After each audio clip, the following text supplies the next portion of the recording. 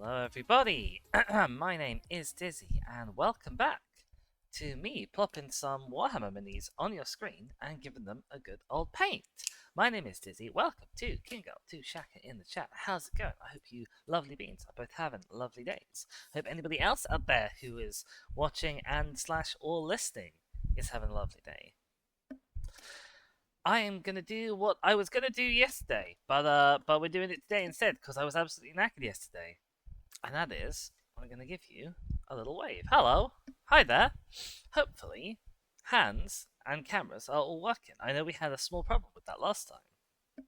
I have got my water set up. I've got some tissue. I've got a paint stand. Theoretically, I have everything and we are ready and raring to go, like, right away, which is exciting. because I'm not often very prepared. The other thing I have for you is... Oh, ow, loud music. Loud music in the background. Hands and camera working, fantastic. There we go, let me just turn that down a smidgen so that it's not overwhelming. But yeah, if you recall last time, we spent a lot of time on our little tank here. Giving a wash to 3 faces. So we did this side, we did the top, we did the front, and we also did this separate detachable... It's not a turret, because it doesn't fire anything, but this separate detachable piece, we apply the wash to all of them. And today we have left to do this side, the back, and the underside. But the other thing that we have, that I can now show you because I have finally unsealed them, is we can show off for the very first time the fact that the doors do in fact open. And so even once I finish the outside, we will then need to do this whole painting process again on the interior of both of these doors. Now the rear door opens and is already done. And I'm hoping that with my ring light on, you'll be able to see that actually, before I ever started doing Warhammer on camera, I have fully painted the interior of the tank. It's not very in focus, but I think you can see it. And I'm very happy with the paint job that's been put on. That's been put on the inside of that no one will sort of normally see. Yes, Kingo says. Kingo is having her own personal problems with my hands, and I'm afraid I can't realistically help you with them right now. I'm very sorry.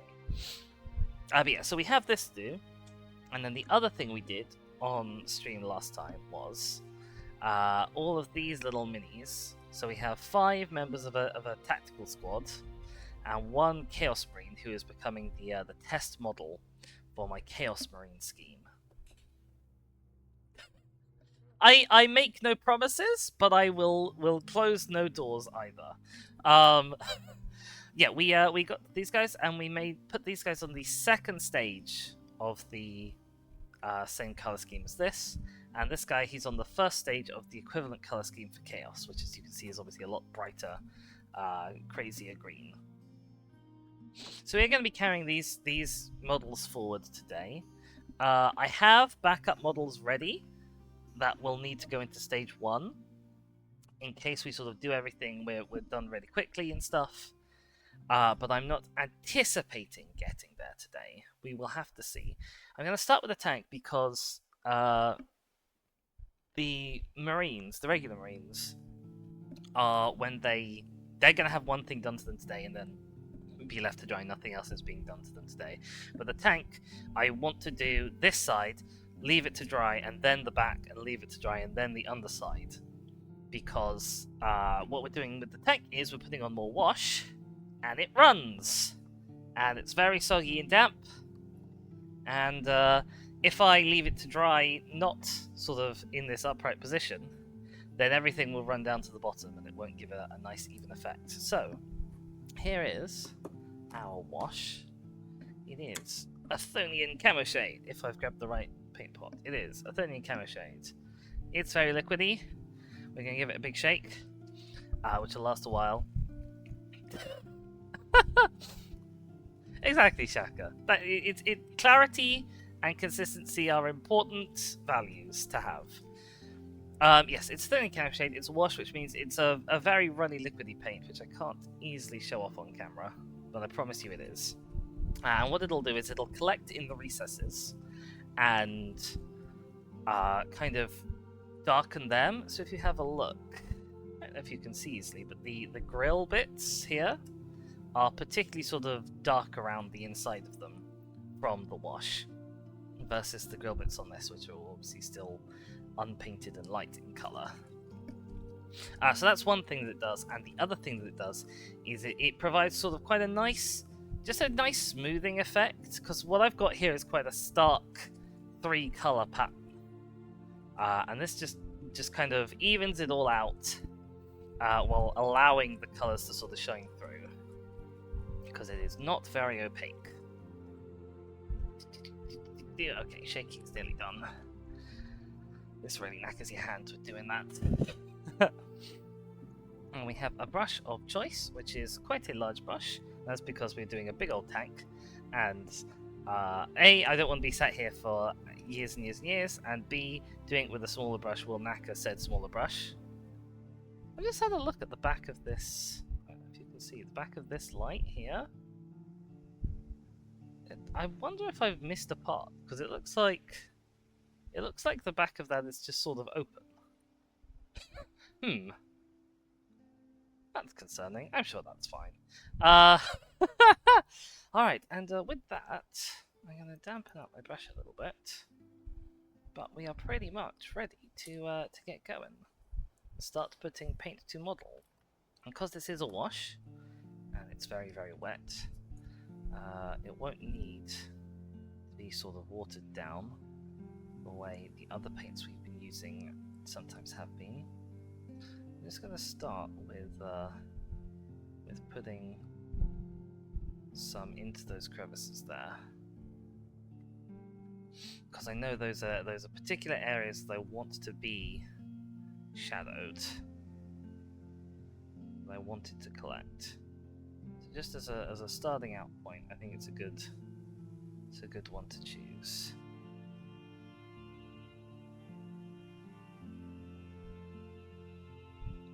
And you definitely can go too heavy on the wash, but I've found that I probably kind of can't really go too heavy on the wash for this.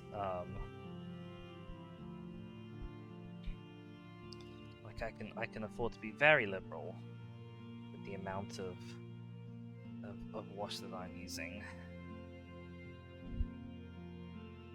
I'm just getting it kind of over everything, and it'll pull in places on its own. But on a flat surface, we want it spread out to reduce that pooling. Let's get a bit, brush it over a wide area.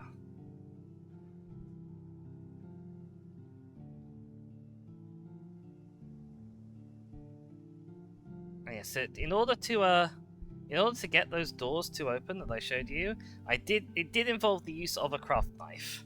So once I've put stuff on the doors, I might open them very slightly, just so as to avoid them sealing themselves shut again. Turns out the paint, Warhammer paint, much more effective as a glue than actual Warhammer glue. Who could have known? I've just put my hands on the bit like a silly Billy. I should not have done that.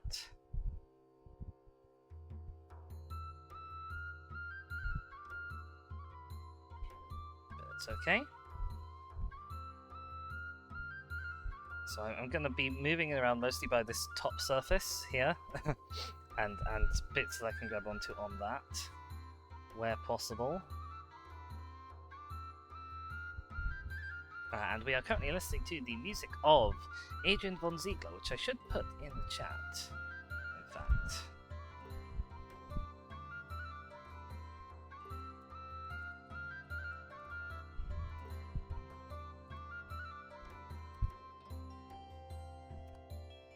It's a lovely 10-hour mix of Celtic style music, is what it's described as. I think it's been great so far. Plus, there's 10 hours of it, and he very generously allows YouTube and Twitch creators to use it for free.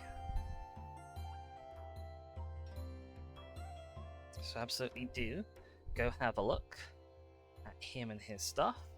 This kind of music really is my jam for background music. I know some people like quite heavy electronic-y stuff, and a lot of the creator no copyright music is geared towards that. But this is much more me.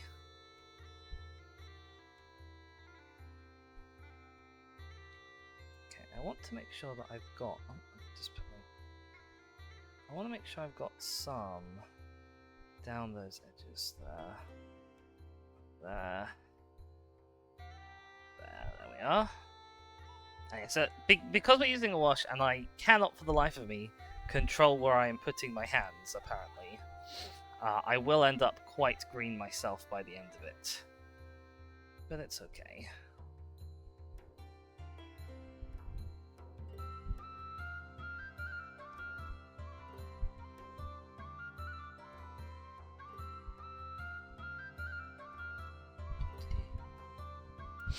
We have a Sheska. Hi there, how's it going?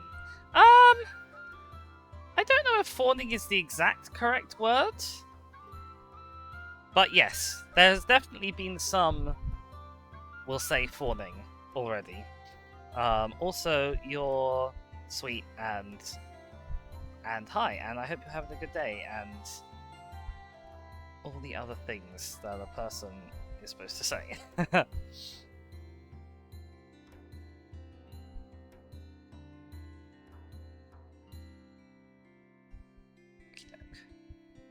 I'm nearly done with this. It's a very quick process, because you're not sort of being very meticulous about making sure everything is one color, because part of the point of it is it lets the underside through, and it's not so much of a worry about coverage, because being very wet, it covers very easily.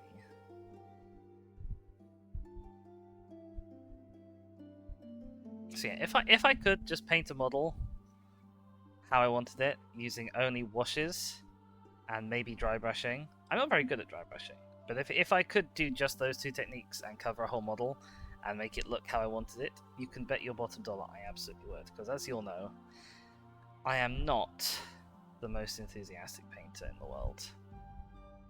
This bit here is a bit heavy still, so I'm just going to kind of brush that away a little bit. But the bit next to it here, I think isn't quite heavy enough. So there we go.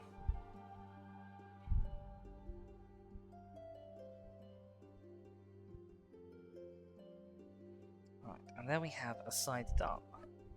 That needs to be put away to dry at that angle, but I do need to just gently open that door. Just a smidgen. I don't know if you can even see it on camera that it's open, but it is. Jessica says, of course I'm sweet. I just ate some candies, and you are what you eat. Aww.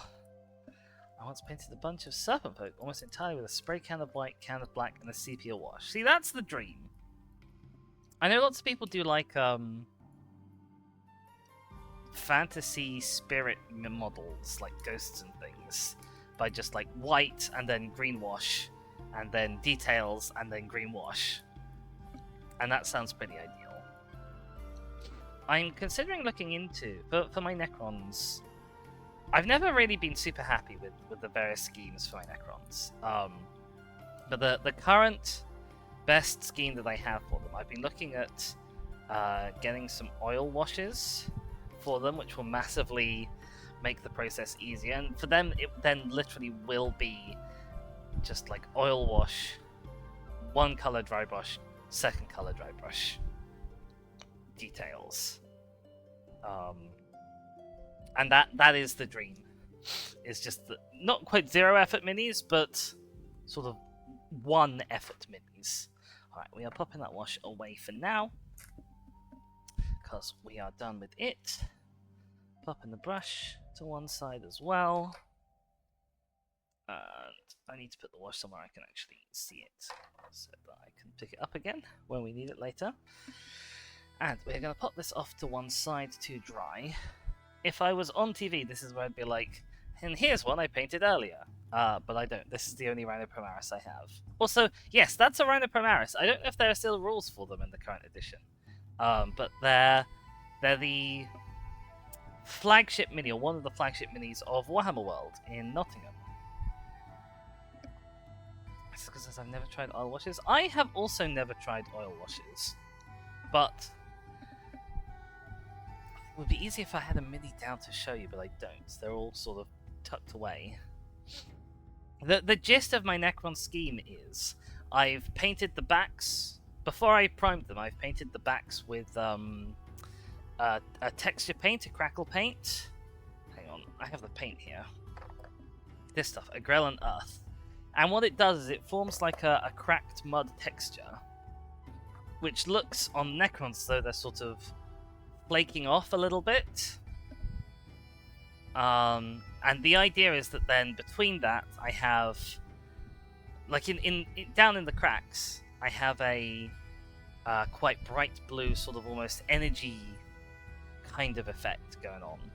And I think that would look great in oil paints, because currently it looks thoroughly mediocre, I'll be honest, in regular GW paint. And then for the rest of the Necrons, just kind of dry brush over a red on the red bits, and then they'll be black with red highlights, which is often how Necrons kind of get their color. Is they're actually black, but the edges are colored in, and so they look a little bit like the color. So red highlights, and then silver highlights on bits that I want to be metal, using also dry brushing. And if I wanted to get very fancy, I could probably try a blue dry brush as well as like an object source lighting type thing, but I don't think I'm that fancy. That is a technique for people who know what they are doing, and I'm definitely not one of those. Alright. It is time to get the next set of boys.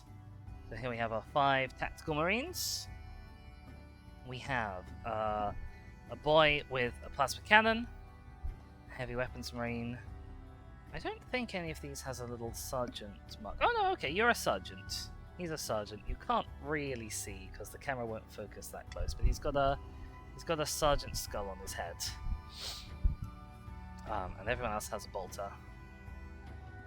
And we are going to be putting the Castellan green, a dark green stipple layer,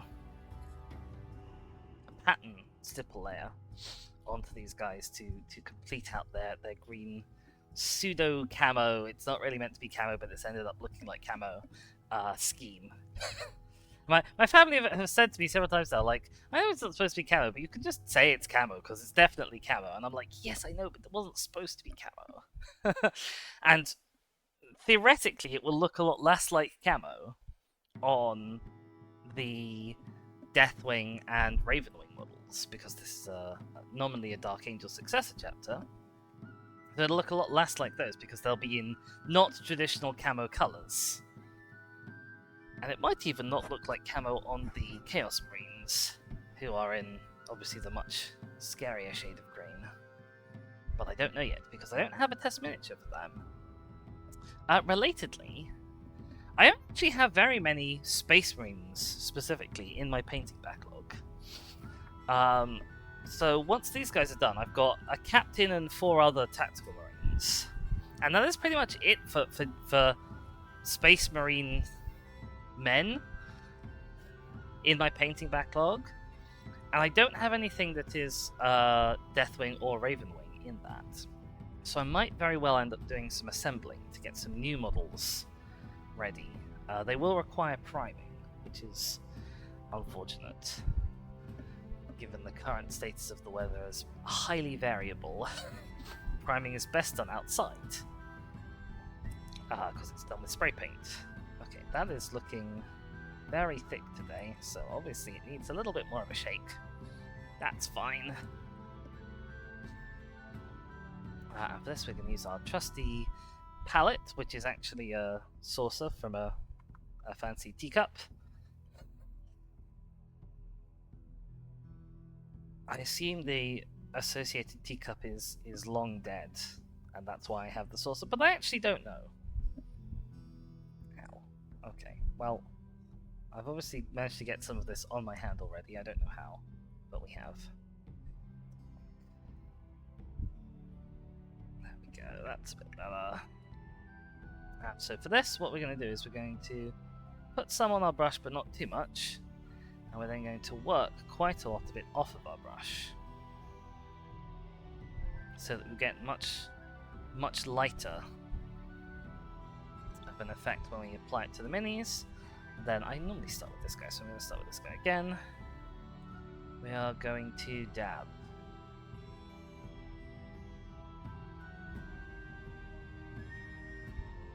And by dabbing in this way, oops, we get an interrupted pattern. We don't just get sort of single colour. Maybe took off slightly too much from the brush there, but it's fine.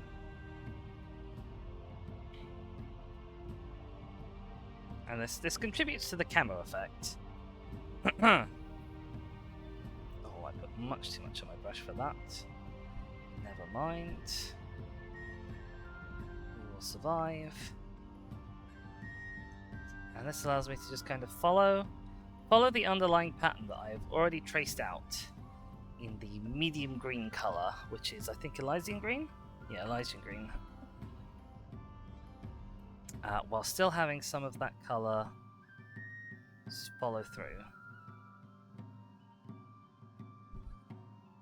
And this, you couldn't really see the Elysian green going on very easily. This you definitely can. This is obviously very distinct as it goes on.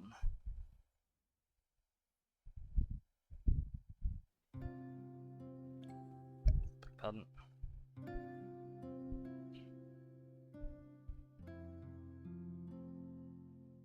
You can see I'm being a little lighter touch with this model because it's a smaller model than I was when I was doing this stage on the tank.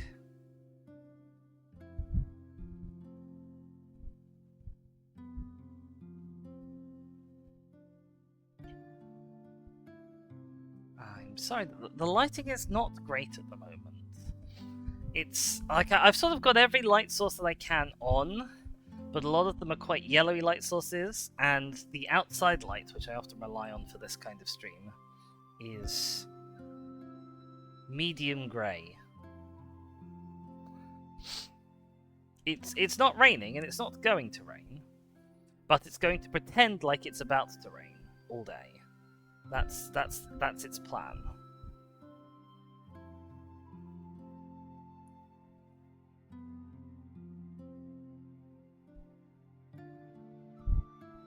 It's that sort of a day.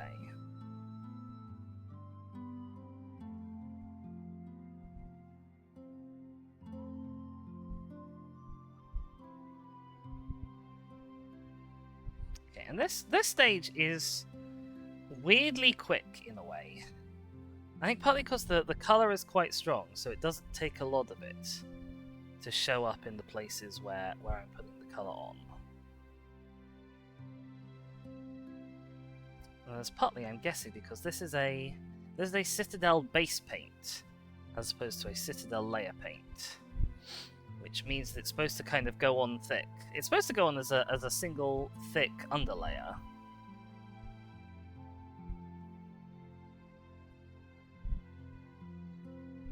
Jokes and memes about too thin coats aside.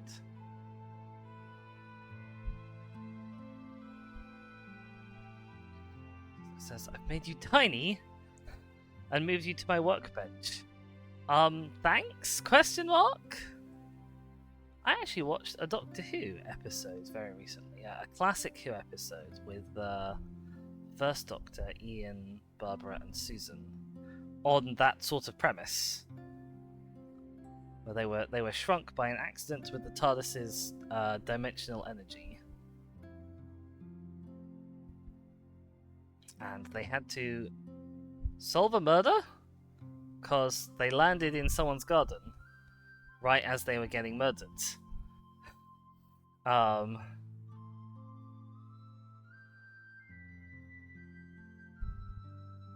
didn't have to solve the murder. Solving the murder didn't help them get not small. But they solved it anyway because there was a murder. Okay, we are very nearly done with this guy. In fact, I think with that... maybe some up there. I think we are now done with this guy. That's number one. I hope you can sort of see by comparison. Oh, the shadow is just horrendous. The lighting is genuinely horrendous. I have a ring light. It does absolutely nothing. If I turn off the ring light, that is the difference the ring light makes. It is nothing. So I apologize for the lighting.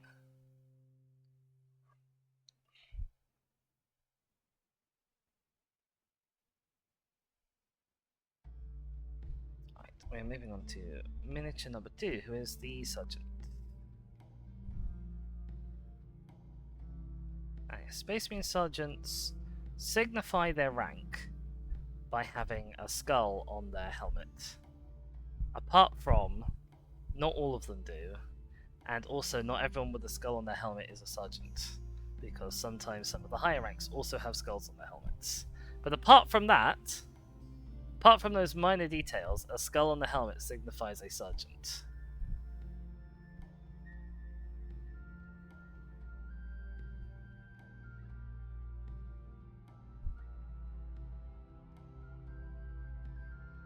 The sergeant I've been quite light on with the medium green. So I'm also going to be light on with this darker green.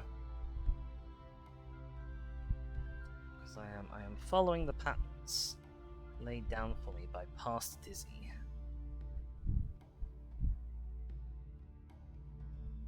Whoops. I have smeared that a little bit.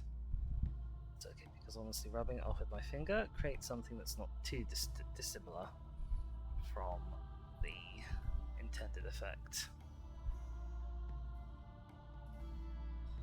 It will pass for the intended effect in the pinch.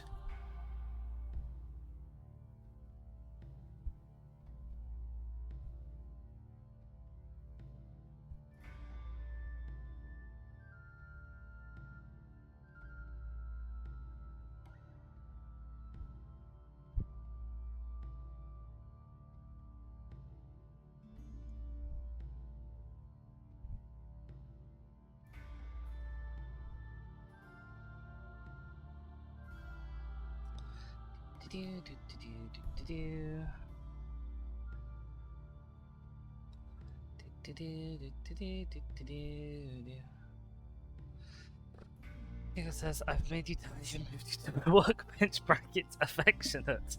Oh, thank you, King Girl, I think. King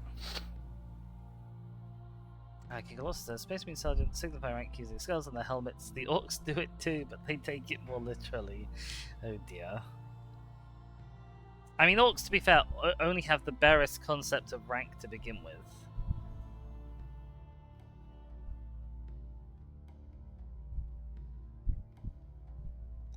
The problem with this technique, as applied by me specifically, is because my stippling brush is a very old throwaway brush, because this technique absolutely knackers brushes.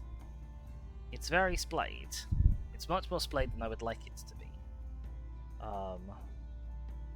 And that means it is quite difficult to get into crevices and recessed areas, like for example, in that gap there. By the way, if you know anything about lighting and you know how I can fix my lighting problem, because like everything I'm trying to show you is just continuously in shadow.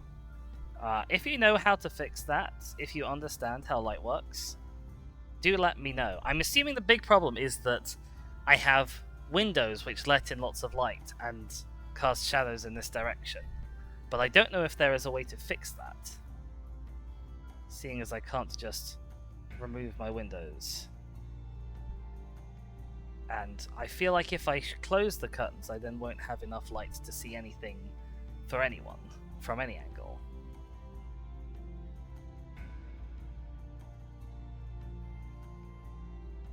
Because that's a trick question. No one understands how light works. I see. Okay.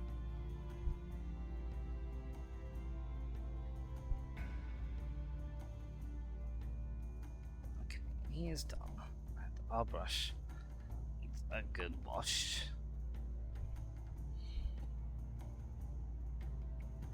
So it's getting a little cakey with paint.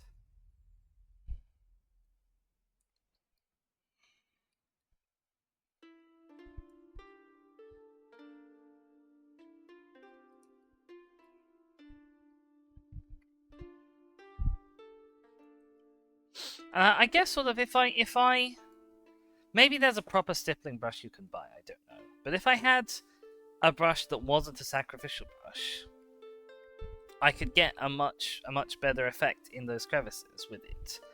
But then the brushes wouldn't last very long, and it would cost me a fortune in brushes, I feel. Because I dread to think how old this brush is, but it is an old brush. I have not bought new brushes for painting Warhammer with in probably a decade.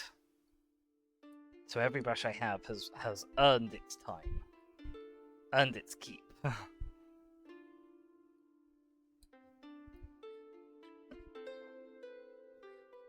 Actually, I say that's not entirely true. Because I have this, which is normally my dry brushing brush, which I haven't used very much. Because I haven't painted much Necrons in the last decade.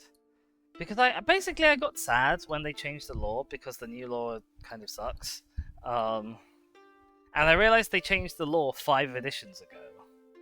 And we're on edition 10, so there's half the number of editions that the game has ever had have happened since they changed the lore. But I'm still hung up by it.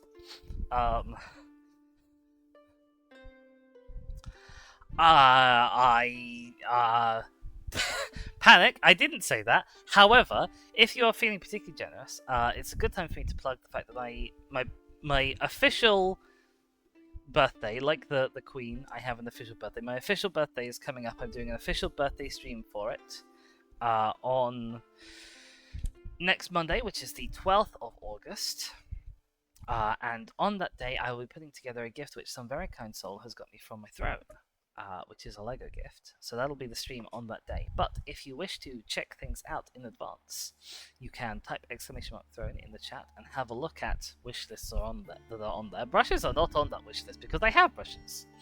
But you can suggest gifts if nothing there takes you fancy, and it is one of the good ways that you can support the stream. And I've never done a subathon, and I'm not sort of planning to do a subathon, which I know is the traditional thing one does for one's birthday on Twitch. Because I don't want people to feel pressured into like gifting subs and things. And I feel like a subathon is very, very heavily oriented towards that. And it particularly for a small community, I don't want to put that pressure on each of you as individuals. But if you would like to contribute, you can do that, or you can check underneath there is a tipping link. Which is a more direct way you to help keep this and me going and coming in front of you and getting green all over my hands for your viewing pleasure. And normally for putting goo on my hands, but because this is an IRL stream and I need my hands to not be covered in goo because I'm painting, there's no goo today. No goo redeem. Some of you have probably already noticed. Alright, we are moving on to little man number 3. He is the beaky boy. He has a pointy face.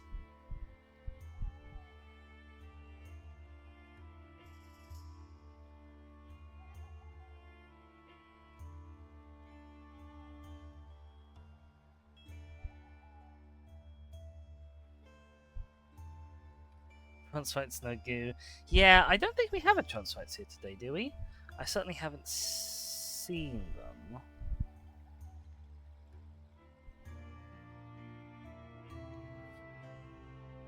But it is okay. Not every day can be a good day.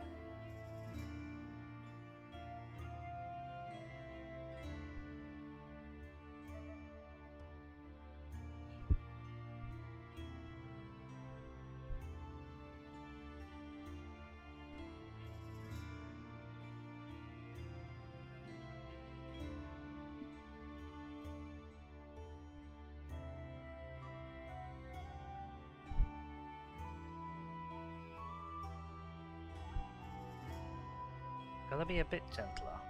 Gotta be a bit gentler than I've been being. Not put too big splodges on. The tank can handle big splodges. It's a big mini. This guy really needs only small splodges. So I gotta tone it down.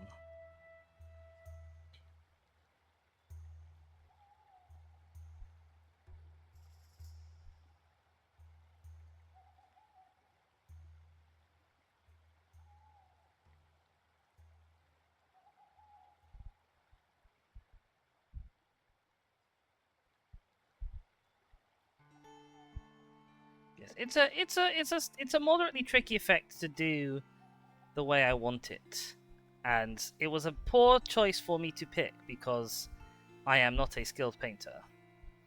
And so a difficult technique is a bad choice for me. And I've got too much paint on my brush there, and I am splodging him again in a way that I shouldn't be. Naughty Dizzy. Gonna ruin your mini if you put too much paint on him.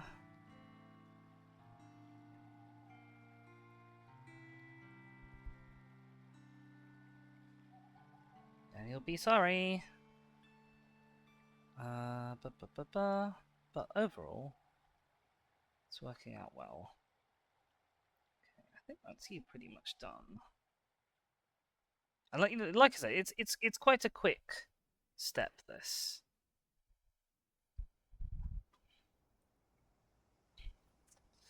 On to marine number 4. Make sure to get excess paint off of brush. Onto palette. We had a little cheeky bot coming in. Disc. It's amazing how effective it is just having that no links filter on.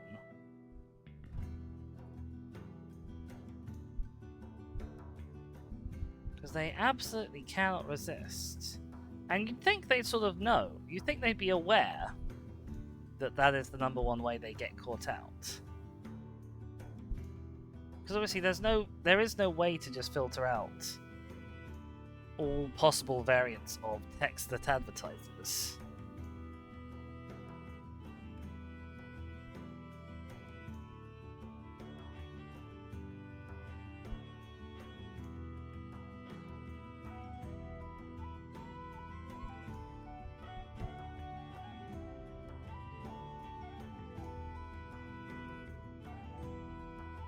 And I will say, if you're a writer of spam bots who is listening to this for some reason, please don't change. It's very useful to be able to filter out the spam bots. And I know that for like spammers, one of the some of the things that they do, like having bad spelling and stuff, is sort of intentional to filter out people who are going to like pay attention and interrogate their claims.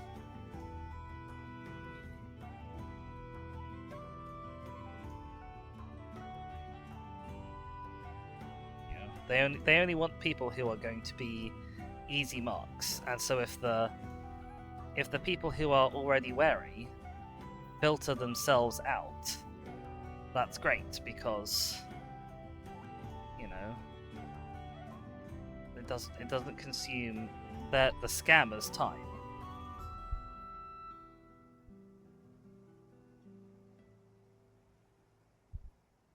That's why emails from Nigerian princes are always grammatically poor.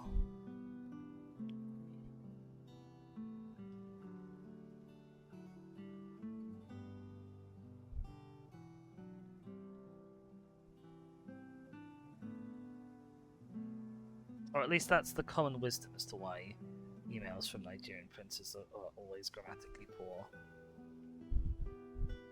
Actually, no. I'm not a scammer, nor am I a scamologist.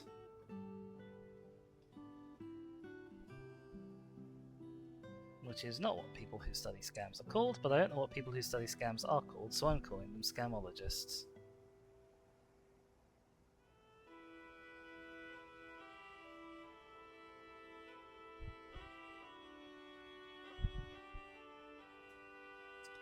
Okay, I think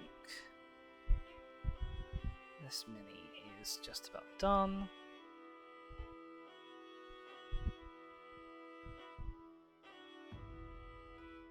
There we go. One more to do like this. Kingo says, like the idea that Nigerian email scams still say they're from Nigeria, even though Nigerian. Never mind, you're already saying the same thing. What? Has Kingo been replaced with a Nigerian scam prince? Because I don't think that made much sense. I don't think charlatans study scams, Shaskor. Well, I mean, maybe they do, but like, you're a charlatan if you perform scams.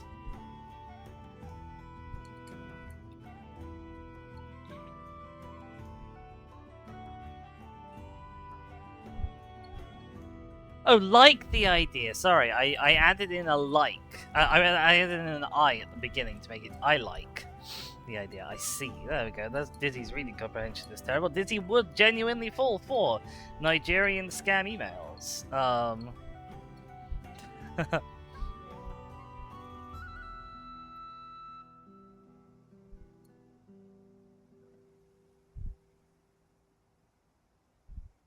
Even though Nigerian as a search term autofills Nigerian email scams. Does it? That's... On the one hand, that's kind of funny. On the other hand, that's kind of a tragedy for the entire country of Nigeria and all of the great and wonderful people in it and in its history who have done useful things for the world. And indeed for all of the genuine Nigerian people who just want to email someone. Okay, they're just in the list. That's less tragic. Okay, I think Rash is cleaning off mini number 5. Then we will be done with this. And these guys are not coming back today. They're just going to sit and let this stage dry. And then the next time we see them, we will be giving them a wash, the same way as we are doing with our tank currently. And then once we've done the next bit of our tank, I guess I'm going to have to find something else to do. So it's a good job I have the backup minis, because we are only an hour in. Just because I thought I was just taking a genuine email for a scam. To be fair, I'm sure I probably have at some point mistaken a genuine email for a scam. It wouldn't surprise me.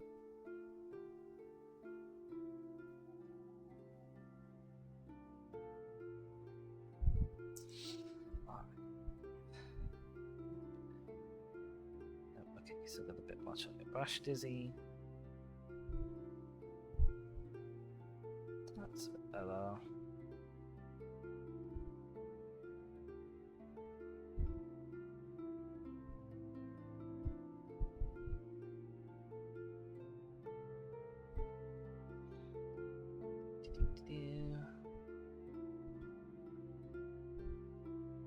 Dab your face, Your face requires a dab. There we go.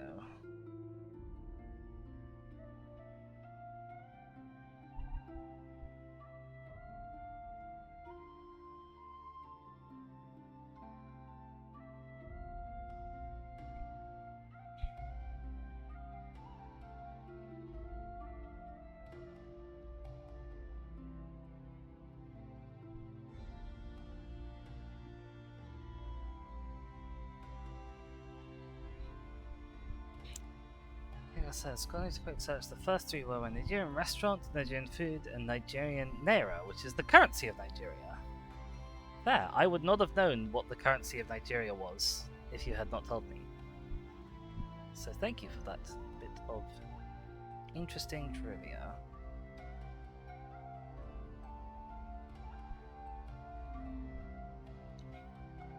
Maybe it will come in handy if I'm ever doing a pub quiz.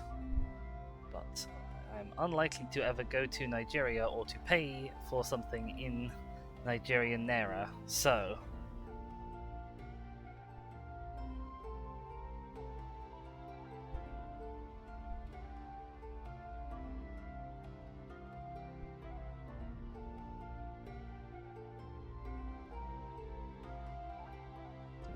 do. Ah!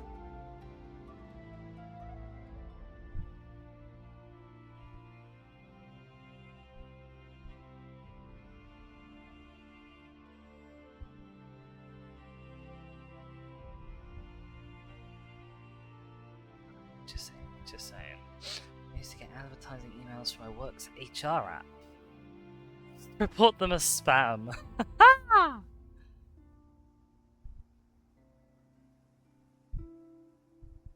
Good for you.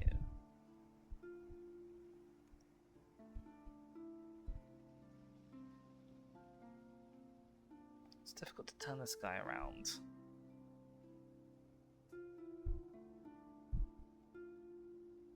Because of his particular positioning of the angle of his legs and thus the clip that I am holding versus his bolt gun.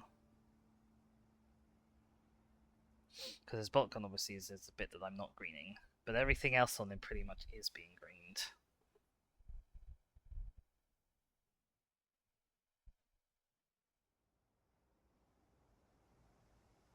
Oh, that was a bit heavy there.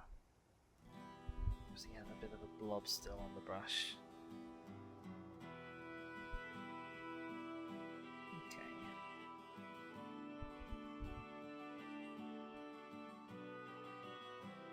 With that,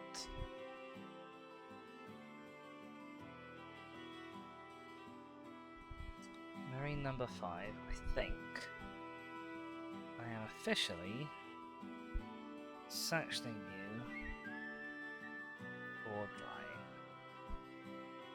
There we go, okie doke. There we are, 5 Marines down. All successfully splodged.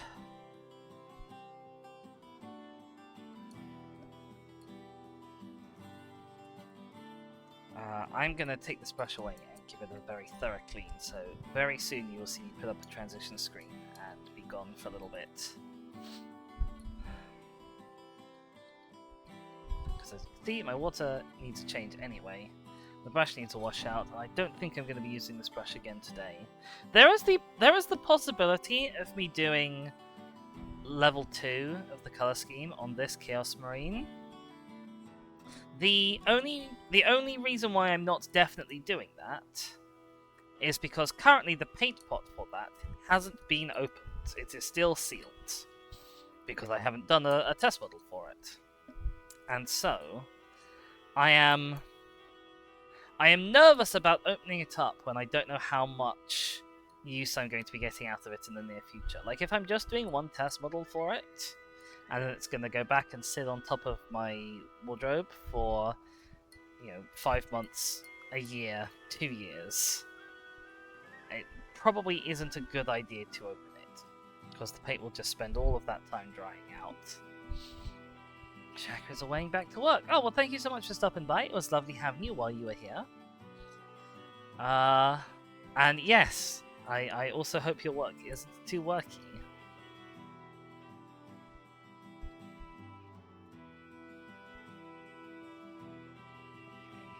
Brushes, I think, really needs to be taken away and given a think clean.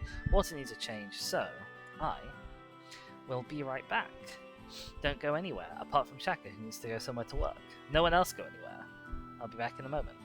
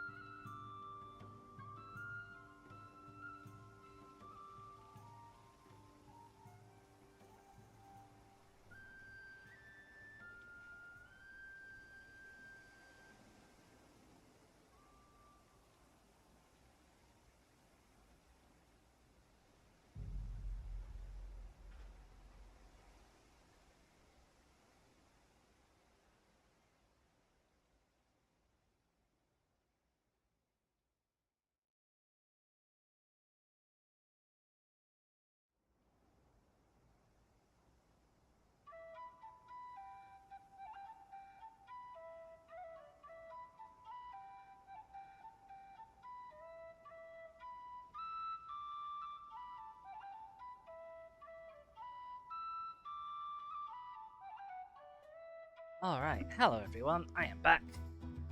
Hope you've all been enjoying your Celtic music. Let's put up. Where is camera? There is camera. Hello, let's put up camera and get back to it. So, change this out. Don't need you right now. Need camera shade once again. Give it a little bit more of a shake. Jessica says, gosh, it's so hot I could use my own melting flesh to thin this paint. Jesus Christ. I take it it's warm then. It is... Hang on a sec, I need to put on the thingy for a second.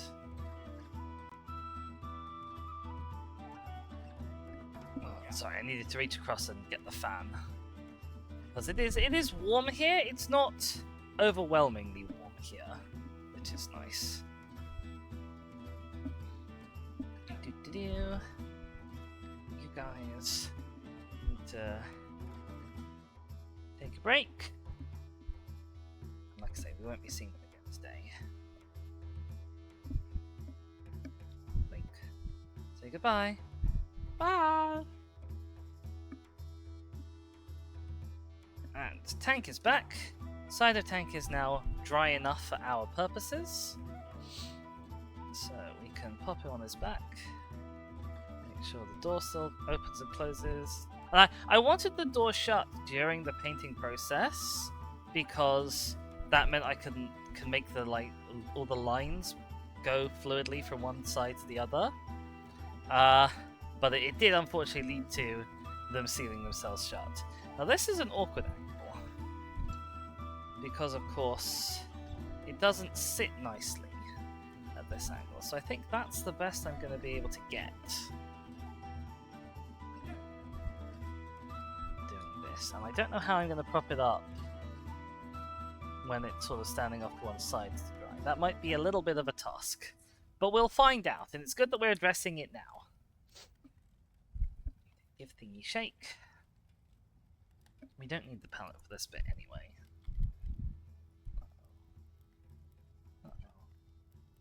So, yeah, okay, maybe palette is not the correct tool for the job. What is going to be correct tool for the job? Can I just stand you up against your own turret? Will that work? It will work adequately for our purposes. No, it won't, because it's resting on fragile bits of the turret. Okay. Can I rest you up against some paint pots? No. Paint pots won't hold you in place either. This is a tricky one. What if I wedge a paint pot under that? Is it the right height? Okay, that will stand up like that. So we can do it like that. I'll just need to also remember to do it like that when I move it off to the side to stand up and dry. I'll have to be a bit careful not to knock it over.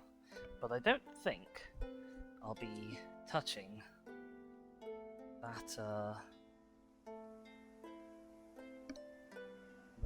bit where I'm standing the models again. So we might get away with it. This is not open enough. For whatever reason, the Citadel paints have this particular design of lid where when you open it, it's not actually open enough for you to access. I assume it's supposed to be some sort of anti-drying out measure, but it doesn't stop them from drying out. And in fact, the seal on the lids at the back is so bad that they dry out quite a lot when they're normally closed anyway, which is one of the reasons why I don't want to open new paint sort of unnecessarily. Because they don't actually last very well. It's a spectacular feat of sort of planned obsolescence in design. Is that the lid manages to not only inconvenience me while I'm using it, but doesn't even hold up well when I'm not. And it runs out faster. This is, I think, the single biggest surface area on this model, is this back door. this is the bit where the wash is most important to kind of make sure that it's not covering too thick.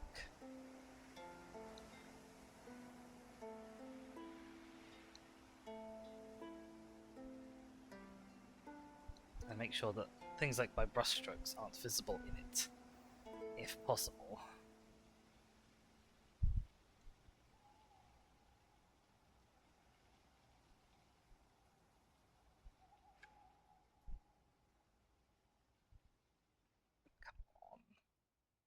Stand up, there we go.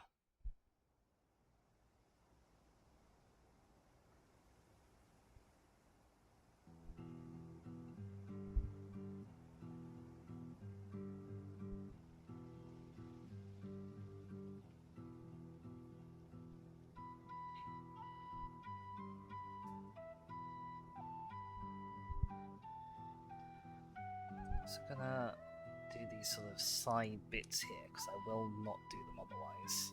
If I don't do them here, I will completely forget that they exist. But because of the angle they're at, it's going to be very easy to put too much liquid on and have too much recess shading in that particular recess. So I have to be cautious. I think I've done okay.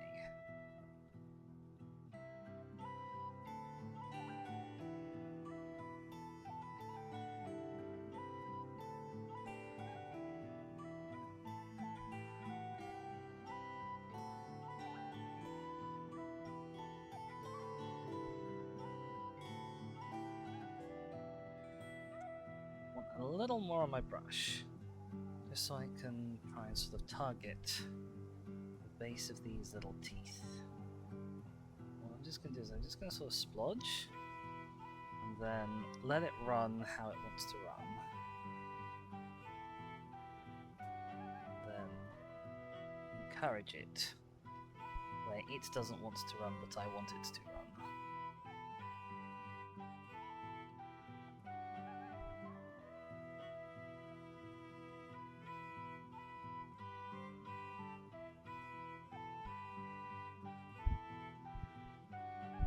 Let's open that, so I can get to the sides there, top, and finally this side.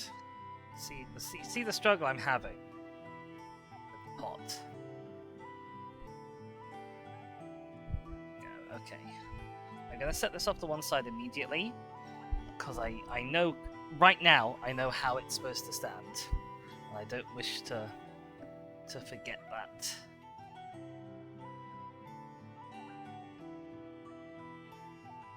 Okay, that is now stood up. It is very precarious. Hopefully I'm not touching that bit again, so hopefully it won't fall over. It probably doesn't need to stay upright like that too long, to not risk like everything pooling in the wrong place. It just needs to hold its horses for a little moment. Okay, brush is clean and also dry. We are going to go to the middle of this kitchen roll to get something that is a bit less green, because I am being naughty and reusing the same kitchen roll from last time. Seeing as I don't have any other Chaos Marines that I know of assembled and ready to paint, I think I am going to make a start on the backup model that I had planned, rather than the Chaos Marine who's the test guy. So here we have fresh, untouched, one Tactical Marine with a plasma gun, another Plasma Marine with a beaky helmet, another Tactical Marine, and a Captain. I think, so this is the Captain from the Dark Vengeance box, whatever the box is called. I think he is a specific Captain. I think he is named in the lore that comes with the box. Obviously, because I'm not running Dark Angels, but Dark Angel Successors, he is not actually that guy. He's just a guy who looks like him. But he's going to be interesting because he's the first guy I'm going to paint who has a significant cape cloth section, which is not uncommon on Dark Angels minis, but I haven't run into yet. And the traditional Dark Angels cloth is a bone-coloured cloth over their green armor, apart from the Deathwing, where it's a green-coloured cloth over their bone armor. My Deathwing aren't going to be bone, they're going to be blue camo, as opposed to the green camo. So probably he will end up with a plain blue cloak, rather than a bone cloak. I don't think he's going to end up with a camo pattern cloak. So this guy doesn't actually have very much armor on him. He's got... what has he got? Both of his shoulder pads are covered. He's got his helmet and his arms at the front. There is a small amount of body, but it is mostly covered up by grenades. He has his backpack. And, oh, he's got the front of his feet. So this guy doesn't have very much armor on him at all, which is nice. I'll be honest, because this is it's a little bit of a pain to paint. I'll be honest. But to countermand that, obviously, the tactical marines are almost entirely armor. And for those of you who are just watching for the first time, the first layer that we're going to put on these is Nurgling Green. And we're going to remember to heavily water it down. We've not been doing up to this point, because none of our painting techniques up to this point have required watering down. And I have just dropped the brush that I want to use on the floor, so give me a sec while I pick it up. Ow! Ow! Okay, we're done. Brush. This is a Citadel detail brush for those who care about such things. Ugh.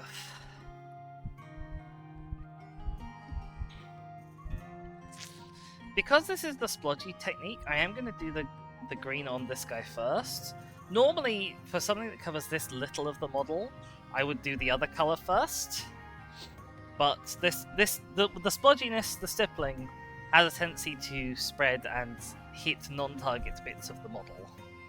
So we are doing it this way around, so that I can touch up any other bits that get hit later. Obviously, we're not doing the splodging just yet. That will come, hopefully, next stream. There's a lot of paint up there. I'm trying not to lose it all down the back because of the stupid design of the paint pots. Let brush. Not too much. Add paint to brush. Add water to paint on brush. Should have grabbed one model to do first. We're going to go for this tactical marine. I don't want to start with the captain because the captain is a little bit fancier. So I want to just make sure that I'm like honed in and I know what I'm doing. Before I get started on him. And for example, I should have put more water on my brush before doing this.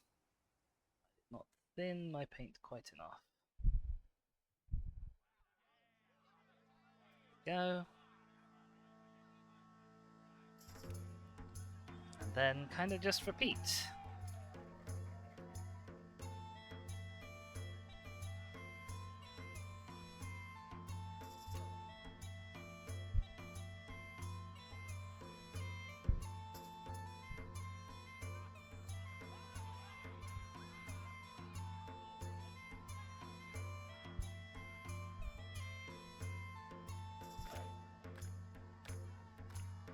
So there is homebrew lore, which no one other than me cares about, but it's my stream behind this chapter. But because it is my stream, you are all going to get to be told it, whether you want to or not. Hashtag sorry not sorry. The general gist is these guys are Dark Angel successors, and this was thought up before the Lion came back, and I will confess that I actually haven't read any of the lore about the lion returning, so I don't know what's going on there. But this lore is set pre-Return of the Lion, immediately post the creation of the Cicatrix Maledictum, which, if you don't know Warhammer War, basically they had a big event in the lore to mark the launch of 8th edition, and for the first time in the setting's history, they actually advanced the plot. And basically, the Chaos faction won, not completely, but won a very important victory, which led to the formation of a Chaos Rift, basically a hole in the fabric of reality that allows the Chaos dimension called the Warp into our dimension. That spread across most of the galaxy. It like cut the galaxy in half, basically. And the lore for these guys kind of picks up in the immediate aftermath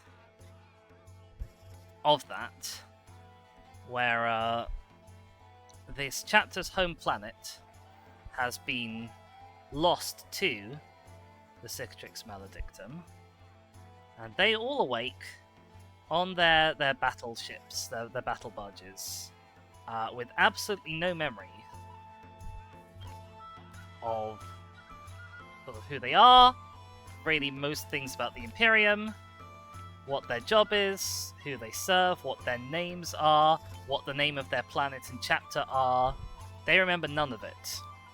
And so these guys have to navigate not only the service to the Imperium that is expected of them as Space Marines, but also the tenuous problem of the Dark Angels and their parent chapter, who their parent chapter works really closely with all of its successors, and their parent chapter have this dark secret that some of their members turned traitor, that they've been hiding for 10,000 years. And they've been sort of slowly rounding up the members of their chapter that went rogue over the last 10,000 years, and killing anybody who finds out about it who isn't a Dark Angel, and who isn't like sworn to keep it a secret. So these guys have to navigate the fact that all of the Dark Angels, their parent chapter, think that these guys are in on the secret as Dark Angel successors. But they're not, and if the Dark Angels find out, they might not take well to the fact that they've been, in their minds, infiltrated basically by people who aren't in on the secret. That's the idea for their lore. And then recently, in the last year or two, Games Workshop has brought back the Dark Angels Primarch, the Lion, who the original guys who turned traitor were rebelling against him specifically. And I don't know. I know he sort of proposed kind of a reconciliation with the members of his legion that turned traitor, but I don't really know exactly what's going on about it. So I don't know how that development will affect these guys' story.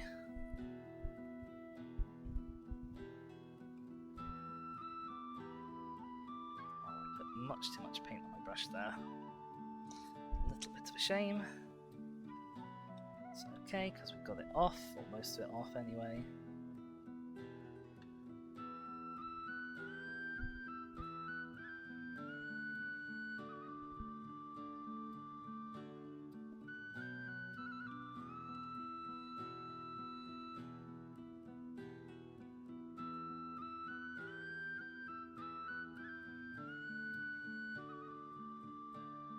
Ow, I dropped him.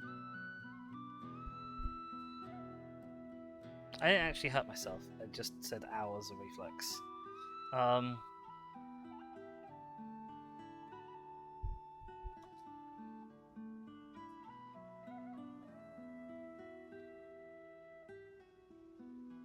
Yes, and then the Chaos chapter, and it is a Renegade chapter specifically by Chaos Marines. They are, in some ways, the dark reflections of this chapter, and they sort of have some knowledge of the chapter's past, which obviously the chapter themselves don't, and so they're very keen. They're very keen to get their hands on it. And being as they are Dark Angel's successors, and the Dark Angel's whole thing being that their job is capturing and containing these traitorous former members of themselves, they are well equipped to capture their own former traitor brothers, or not former traitor brothers, but their own traitorous counterparts. But they're also kind of one step behind the whole way, because the Chaos Marines aren't suffering from memory loss and haven't forgotten the whole Imperium and everything, and these guys have. I have maybe slightly overthinned my paint on this leg, which is a little bit unfortunate, but it'll be fixed in the next layer. It'll be fixed in the second coat. So it's not the end of the world. Okay. You are mostly done now? All of your underside is done, I'm pretty sure.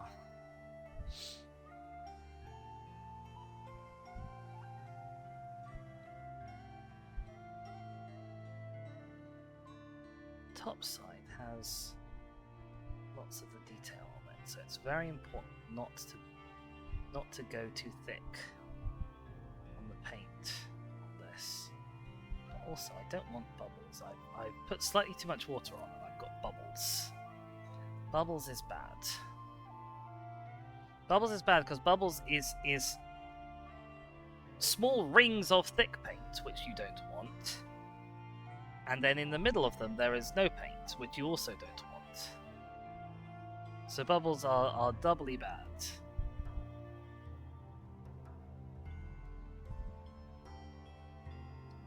You want to avoid bubbles on the mini at all costs, pretty much.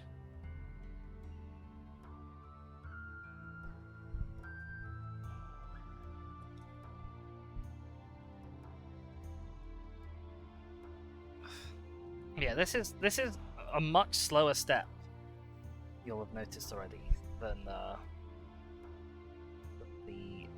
stages we were doing on the other guys. This is by far and away the slowest bit of this colour scheme.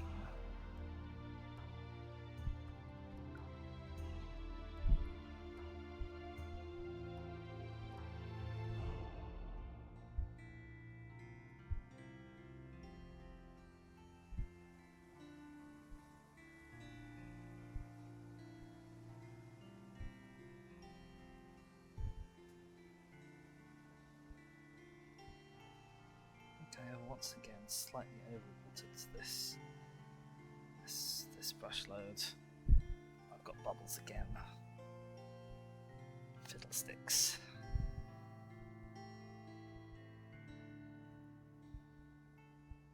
Once you've got bubbles, it is very difficult to get rid of the bubbles, I have found. I'm not quite sure why that is, but it is easier to not get the bubbles in the first place than it is to get rid of the bubbles once you got them.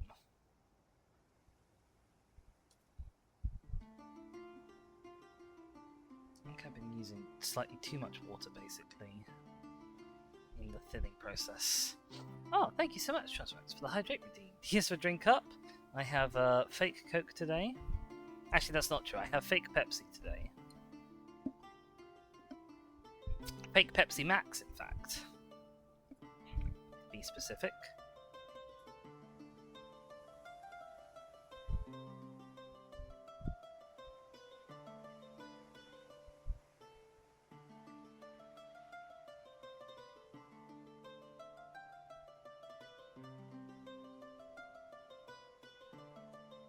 worried I've put much too much paint on there. I might need to very quickly clean out my brush and just get rid of lots of it.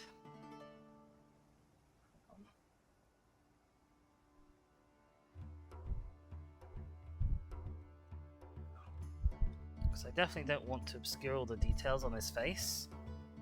Sorry, I realised I was holding it off screen again. Yeah, the face is like the most detailed bit of the model. That's definitely not where you want the detail to be lost under paint that you put on like a clumsy oxen or oaf. Also, you know, as human beings, we're primed to consider faces very important. He says, folk Fepsi. I wouldn't have chosen to shorten it in that way, but I guess I can't stop you.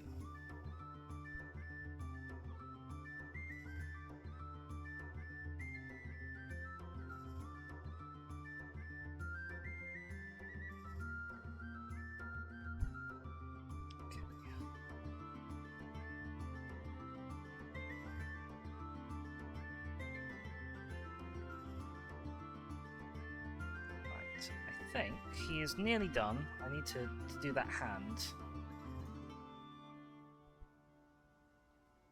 At the front. Then everything on him that needs to be green will be green.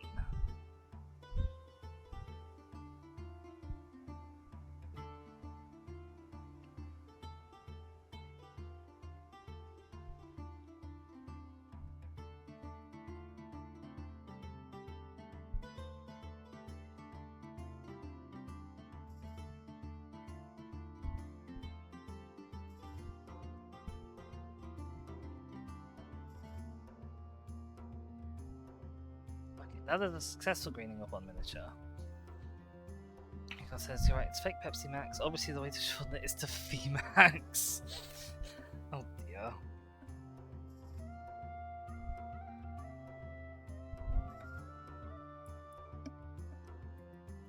We're gonna give another rinse out, and then we're gonna do the same thing another 3 times.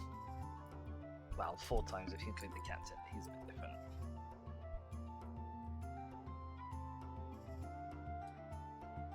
If you're wondering what makes this guy a captain, just knowing that he's a captain, unfortunately. There's no sensible answer. He's a captain just kind of because he is. It is, in some way, a useful thing that the minis don't carry carved-in details of their rank very often. Because, like, the sergeants who have carved-in details of their rank is actually super annoying, because it's harder then to mix and match up models between units if you want to, and converting the models becomes more annoying. Because if I want to have just a regular guy over here, I can't just put any old head on him. I have to put on a head that doesn't have a skull on it, because that would make him a sergeant. So in one sense, it's nice that the captains don't have official like insignia on them. But on the other hand, it can then be unclear what mini on a table after painting is a captain if you're not using like the default Ultramarines color scheme, which most people, I don't know if most people aren't, but certainly obviously lots of people aren't, because lots of people either want to use a existing successor chapter or want a homebrew chapter. I very nearly ended up being a Howling Griffins player, just because I love the color scheme so much. But I don't love the lore of the Howling Griffins at all. So I have 5 Howling Griffin scouts that are half finished, and I will never be painting any more Howling Griffins than that. Because they look lovely, but their lore is it's not bad lore, it's just boring lore. Their lore is that they're like super pious religious-y space marines. It's like, oh wow, you're the warrior monks, but even more pious and religious? Wow. Tell me more, not. going to start with the head on this one. To make sure I've not got too wet a brush. I've not got too much paint on it. I'm not doing anything that could mess up the lovely detail.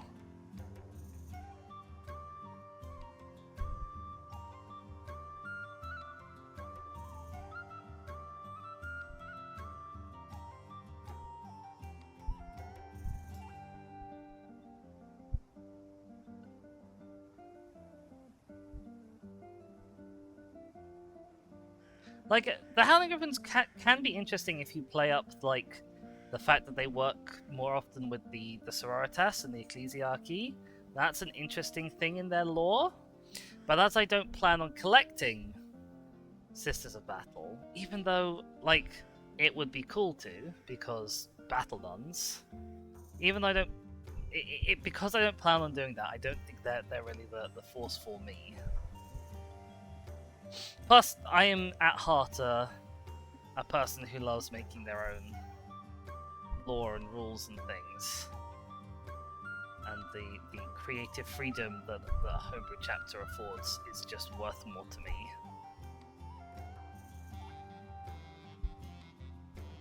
I was considering adding my Howling Griffin Scouts. Before I went full Space Marines player, I was considering adding my Howling Griffin Scouts to a small force of disjointed chapters, like allowing me to just paint lots of different Space Marine chapters, and saying that it's the Ultramarines 13th Company, which is a really interesting bit of lore that most people don't know about. Do I mean the 13th Company?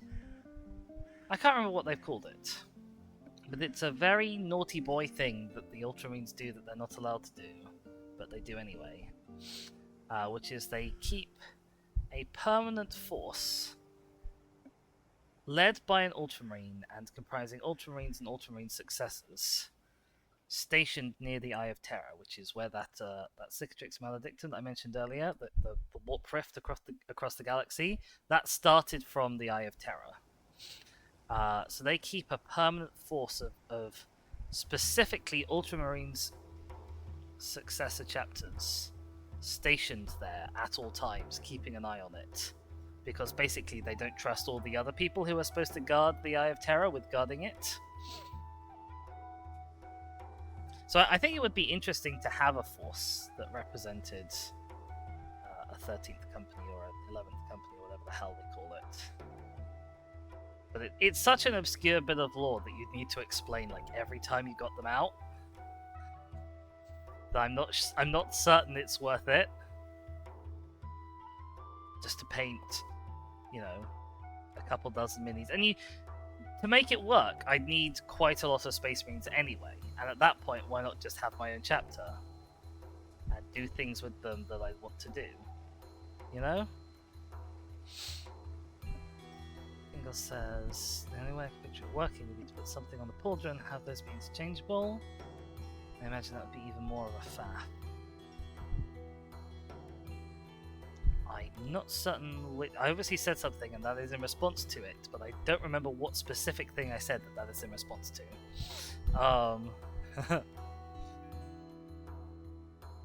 So I apologize.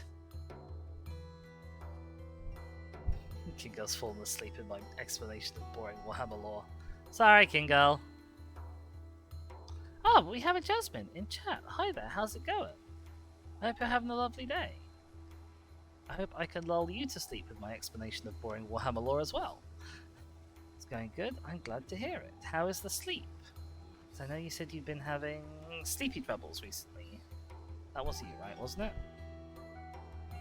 Oh, distinguishing captains, right. Thank you, Shaskor. Oh wow, I obviously haven't checked chat in a while. That was a while ago that I said that. Oh dear. Bad Dizzy. Not keeping up with what lovely chatters are saying.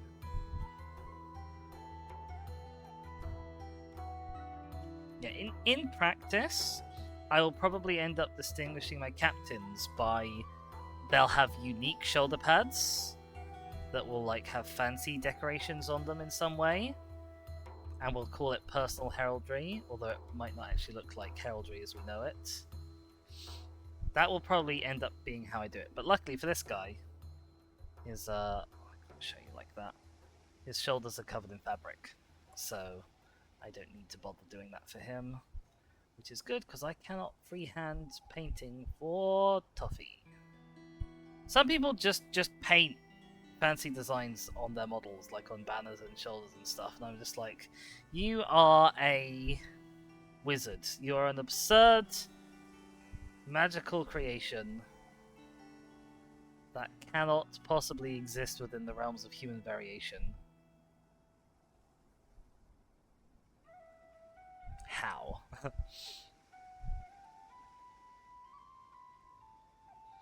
it says, I had the question before the ad started. Sleep is fixed now. I go EPs at 10 AM, awake around 7. I'm assuming you mean 10 PM. Yes, okay, there we go, right, wonderful. Thank goodness for that. I was like, otherwise that doesn't sound very fixed. But also, apologies for the ads. I do run ads. I run ads at the bare minimum of the level that Twitch lets you run ads to turn off pre-roll ads. Because pre-roll ads are bad for everyone. They are bad for discovery, they're bad for viewers.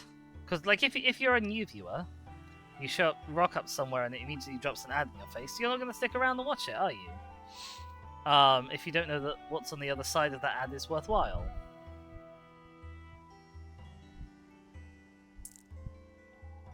But obviously they're the best ads for Twitch because they require the minimum amount of actually showing content to someone for per ad.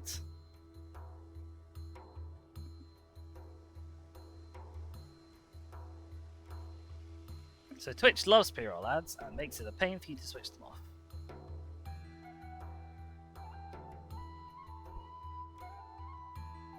Plus, I guess keeping them there as like a threat against creators is a good way to make sure creators are having regular advertising roles during their stream instead of turning off ads and just lumping everyone with pre-rolls. Desmond says 21 hours of sleep a day is surely healthy. Well, if it's from 10 to 7, I think that's actually... I think that's almost kind of the worst time to have 21 hours of sleep. Because that means you only get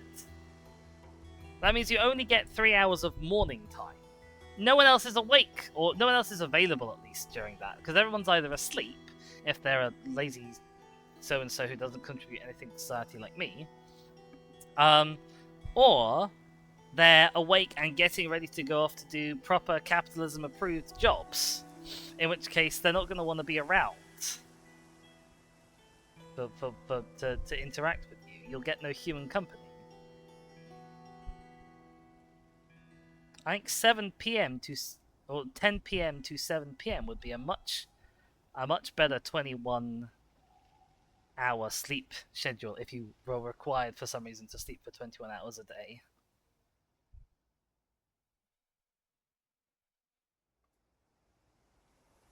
You wake up at 7, everyone's off work, everyone's had their din-dins. You go to bed at 10, everyone thinks you get to bed a little early, but no one could be like, oh, well, you can't possibly go to sleep this early. Stay up another 2 hours. 10 is a reasonable bedtime that's hard to argue with. Yes, this counterpoint, you'll never go to any business again. That is true. But if you are awake 7 AM to 10 AM, you only really have 1 hour after business starts. Because you have the 9 to 10 AM window. And with modern business, you can do 90% of things online.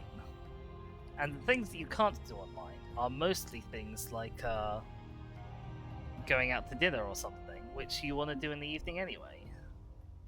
That's why all retail shops on the high street are dying, and it's all just becoming restaurants and cafes, because the only thing people do out and about in person anymore is eat and drink.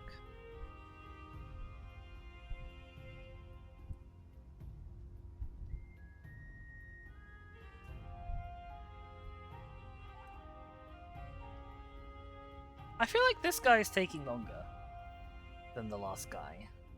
There's not a good reason for him to be taking longer, but I feel like he is.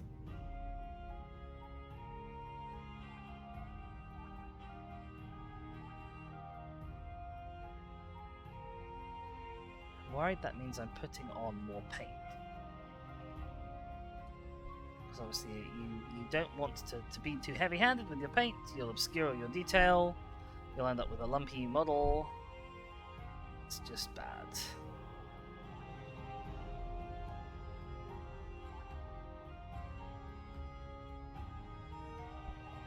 Also, I've got a really strong mold line on this guy's leg that I did not notice and trim off.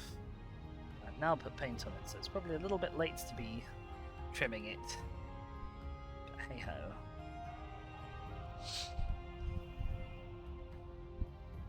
It says don't forget pawn shops and betting stores.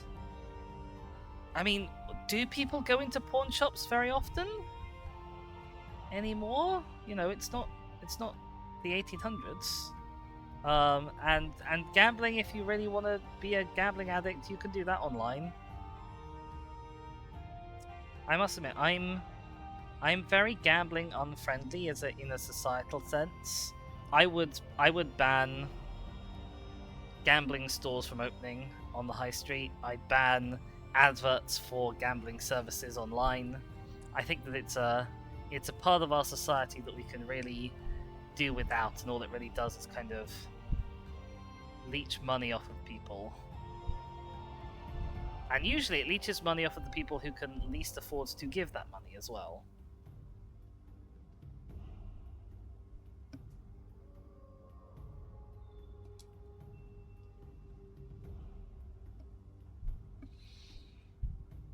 It says, oh, unless they're the only things on my high street other than restaurants. That's fair, actually. That's a good point. Betting shops have continued to surge on the otherwise dying British high street.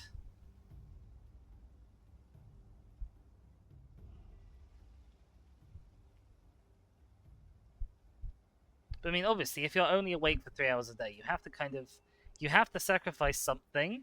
There is no 3-hour window of the day where you can do everything a person who is awake for a more normal amount of time can do. And I think sacrificing betting shops and pawn shops probably won't hit most people too hard.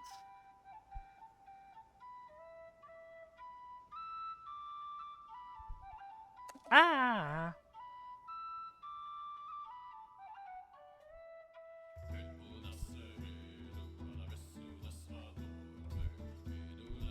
Okay, I think we've just got this guy's back to me now. So his backpack and his actual back.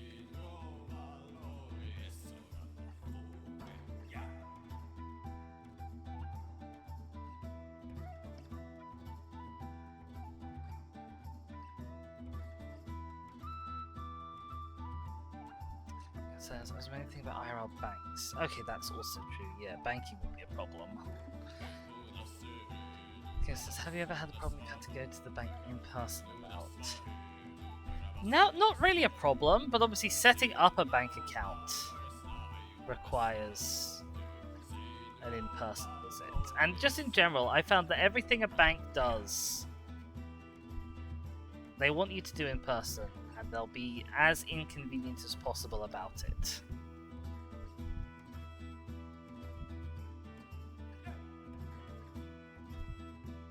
I really do not get on well with my bank.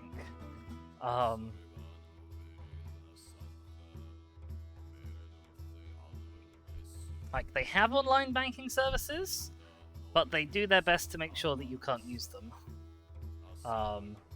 And they do it sort of in the name of security, But it's just that logging into my online bank is made such a hassle by all of their security checks. And transferring money in and out of my bank account electronically is such a hassle because of all of their online security checks that I just don't do it. So I send all of my money via like PayPal most of the time because I actually can, and I'm not at risk of being locked out of my account for failing one of their 5-factor authentication processes.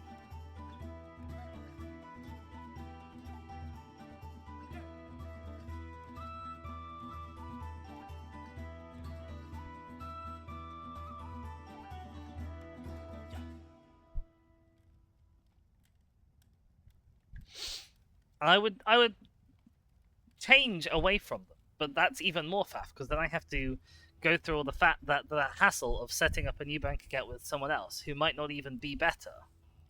They might still make it very difficult to use their online banking services, and then I'll have gone through all of the stress and hassle of changing bank and setting up a new account, closing down an old account, name shenanigans as well, just for added dysphoria fun. Disclaimer, dysphoria is not fun.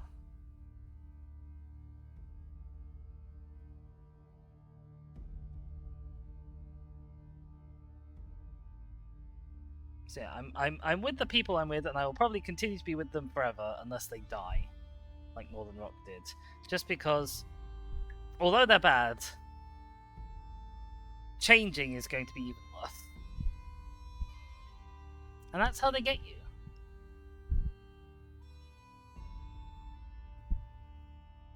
Like, I find everything to do with money to be extremely stressful.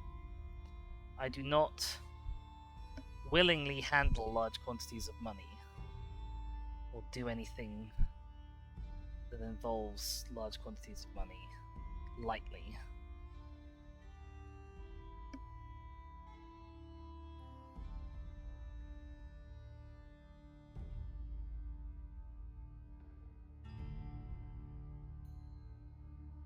But, given that money is such a stressful thing, they didn't really need to make it worse, but they did.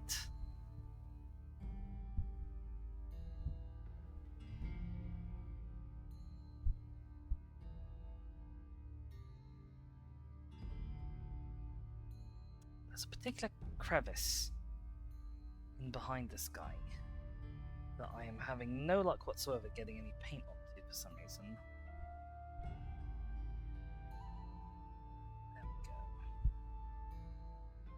Being a little bit heavy-handed, but it's behind his backpack, so it probably won't show up too bad.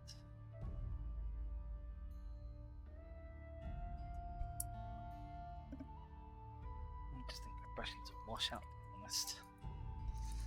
Okay, girl.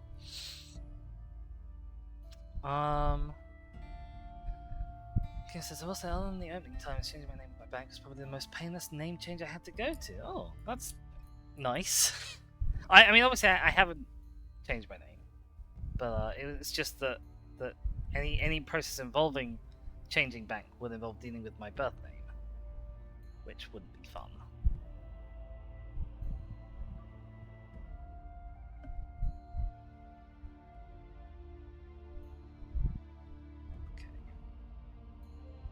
I think you are done for your first coats. Oh no. Okay. There we are. I worry that I've put more paint on him than I really intended to. I worry it's going to clog up some of his details. His details already aren't great anyway, because he's a push fit starter set model.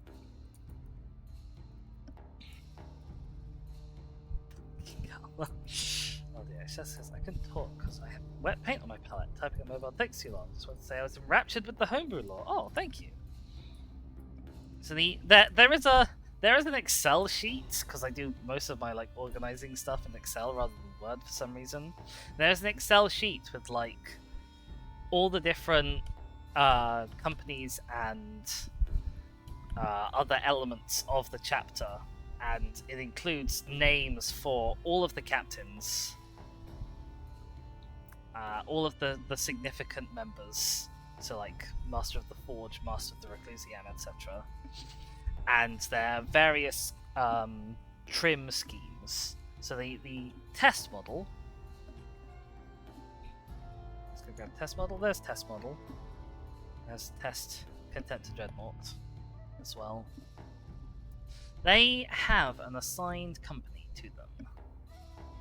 I will have to go and find it to double check. I'm fairly confident these guys are third company.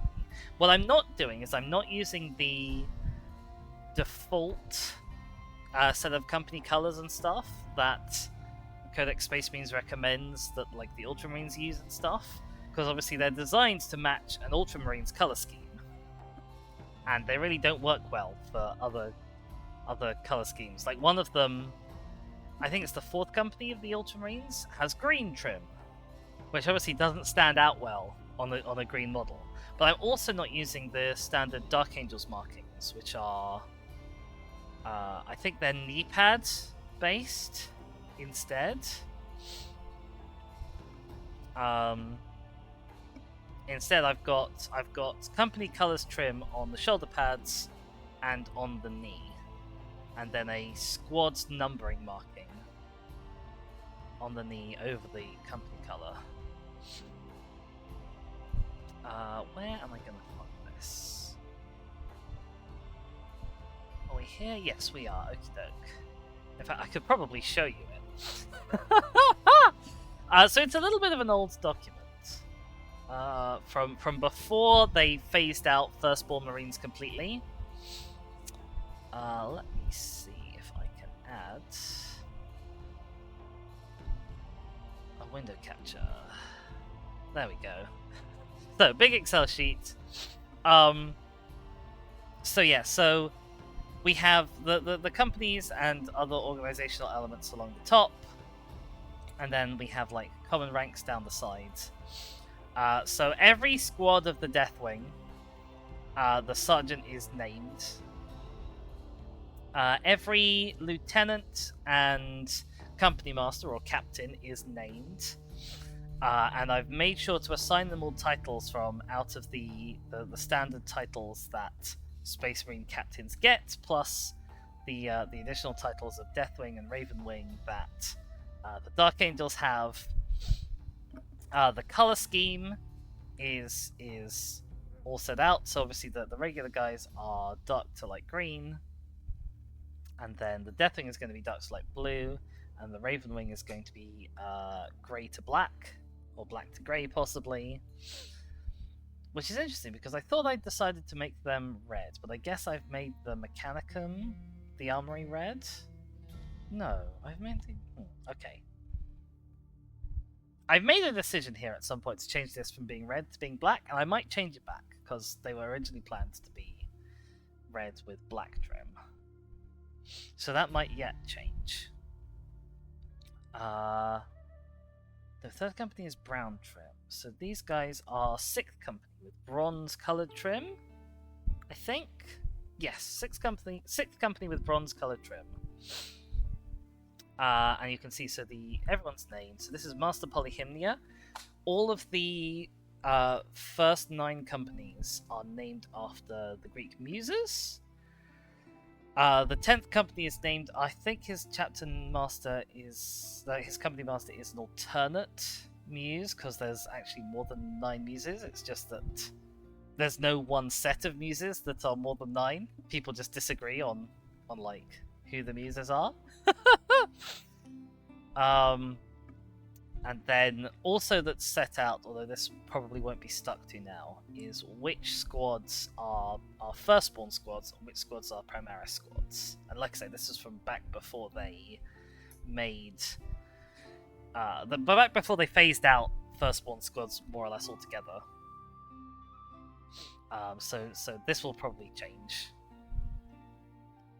And there's also a number of dreadnoughts attached to each company, although only one dreadnought is named. I don't know why this dreadnought and no other dreadnoughts are named, but they are. So there is a plan. There is a big plan.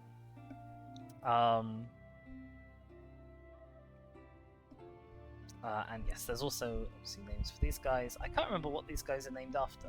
They might not be named after anything. Oh, and I've got a names explained section, which might tell me.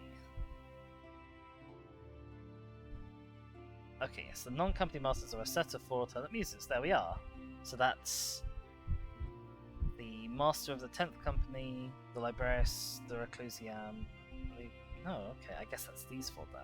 So these are alternate muses. Name of one area of origin for muses. Okay, there we go. I guess that's maybe one squad named their dreadnought, got attached to it. The other squads were like, I see, we do not name the dreadnoughts, got it. Well, because I don't know how much you know about Warhammer lore, but the dreadnoughts are... hang on a sec. Dreadnoughts are like, there's a guy in there.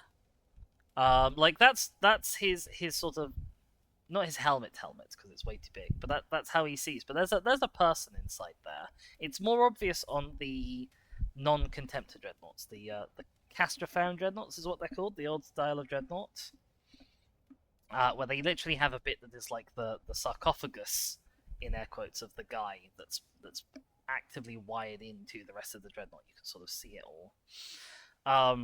But yeah, there's a guy in there, so like that guy has a name.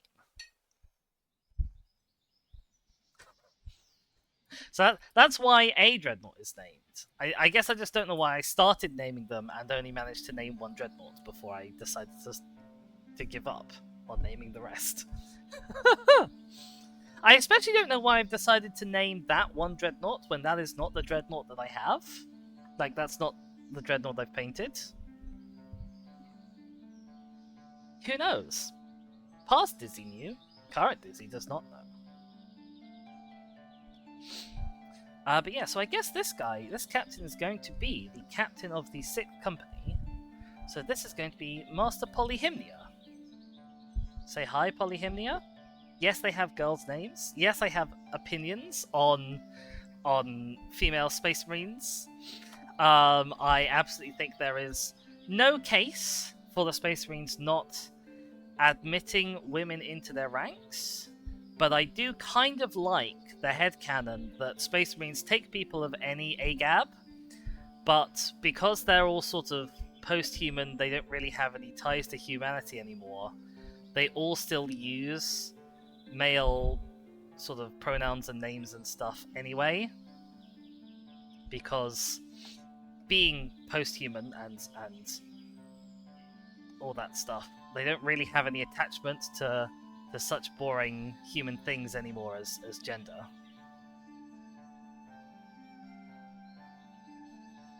That is my personal headcanon. And I realise that doesn't mesh with the fact that all of my chapter masters have female names, because obviously all of the muses in Greek mythology are female. But I think that's a fun take on the fact that they're all still battle brothers, and that's like a strong part of their lore, while making it sort of a little bit less exclusive.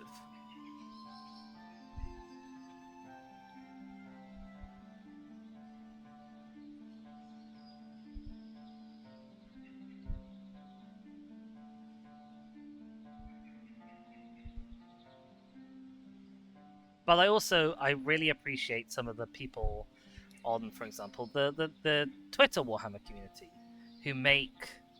who deliberately convert female Space Marines, and some of their chapters look absolutely phenomenal. There was one in particular that I'm thinking of, and I unfortunately for the life of me cannot remember what the chapter is called, nor the person who paints them, which is really sad. But I will maybe try and go and find them on my Twitter afterwards, if I remember, and if I do, I will obviously retweet them. So you can go check out my Twitter, which should be in a link underneath.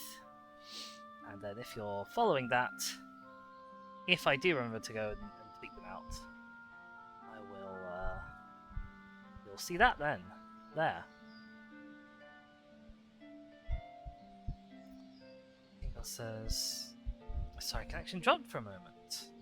Just heard that I missed out on something about a gender headcanon. Oh, yeah. My headcanon is that Space Marines all use male, like, names and pronouns. And that's just because they're sort of post-human, kind of disconnected from the people they used to be and the people they protect. And so, you know, they accept people of any gender or whatever, and they all just use male stuff afterwards because that's kind of like, you know, they're not really human anymore, so it doesn't matter to them. That is my Space Marines female. That is my female Space Marines personal take. I did not come up with the idea, but I have adopted it and I like it. Well, I'm having the same problem with this little recess bit that I was having on the last guy. I'm wondering if actually there is paint in there. It's just the shadow is in such a particular way that I can't tell. And obviously because I'm putting green on green. Even though they're not particularly similar greens, I'm wondering if shadow on light green in this particular instance is indistinguishable from no shadow on dark green.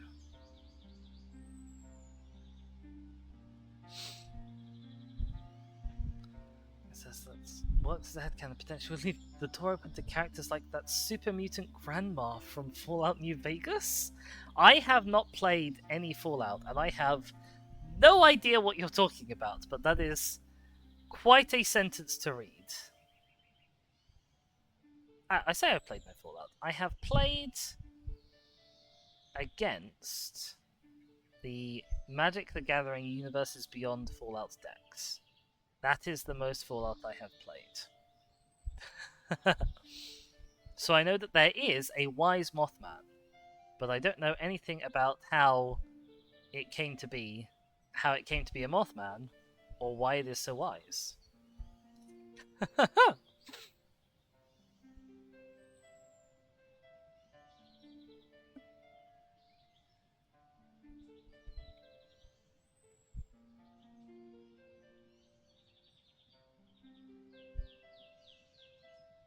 I know there's also lots of sorts of kind of generically nasty for the sake of being nasty human experimentation and stuff in vaults. That's another thing I know about Fallout. But other than that, my knowledge of Fallout is pretty slim pickings. I know there's this Fallout London thing that everyone's really talking about at the moment that I think is a mod, possibly? I'm not sure what game it's a mod for, like obviously one of the Fallout ones, but I don't know which one. I don't think I could even name all of the Fallout ones. All of the Fallout games.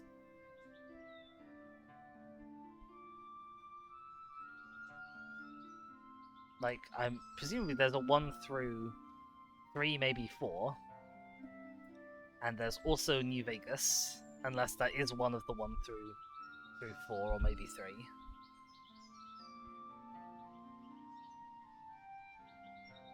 Are there any others? Who knows? Not me.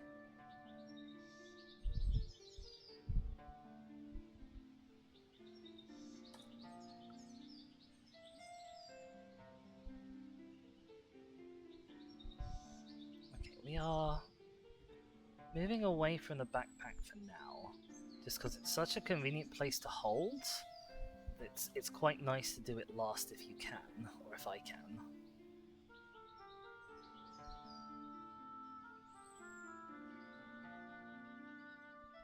By a convenient place to hold, I do also mean that I hold it accidentally a lot of the time.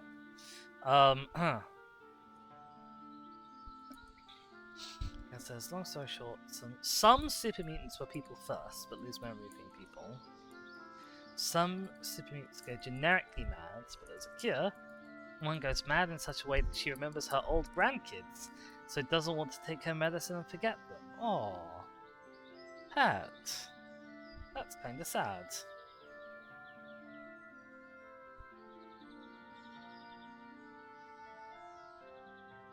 Super mutants are enemies, though, right? They're bad guys.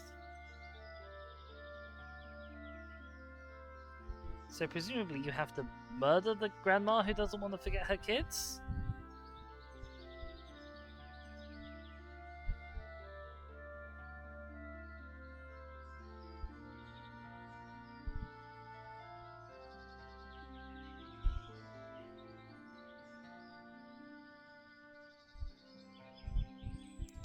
Well, 1, 2, tactics. I've forgotten tactics. 3 New Vegas, 4 and 76. They skipped a few. I actually have heard of all of those, but I had forgotten that tactics and 76 existed. Well, actually no, I'd forgotten that 76 was different from New Vegas. Is what actually happened. I was like, oh yeah, there's the one that isn't numbered. And probably everything I've ever learnt about New Vegas and Fallout 76 has been merged in my consciousness into one super Fallout game, combining aspects of the two, and probably accurate to neither of them.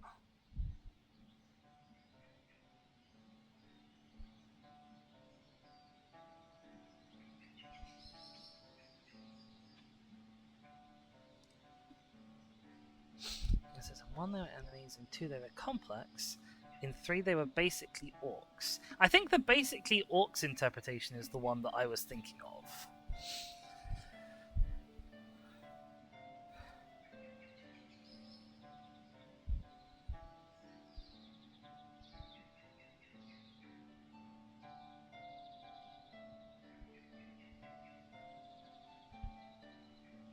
Like kind of rampaging, fighty, loosely, lightly xenophobic towards anything that isn't a super mutant or orc in this case.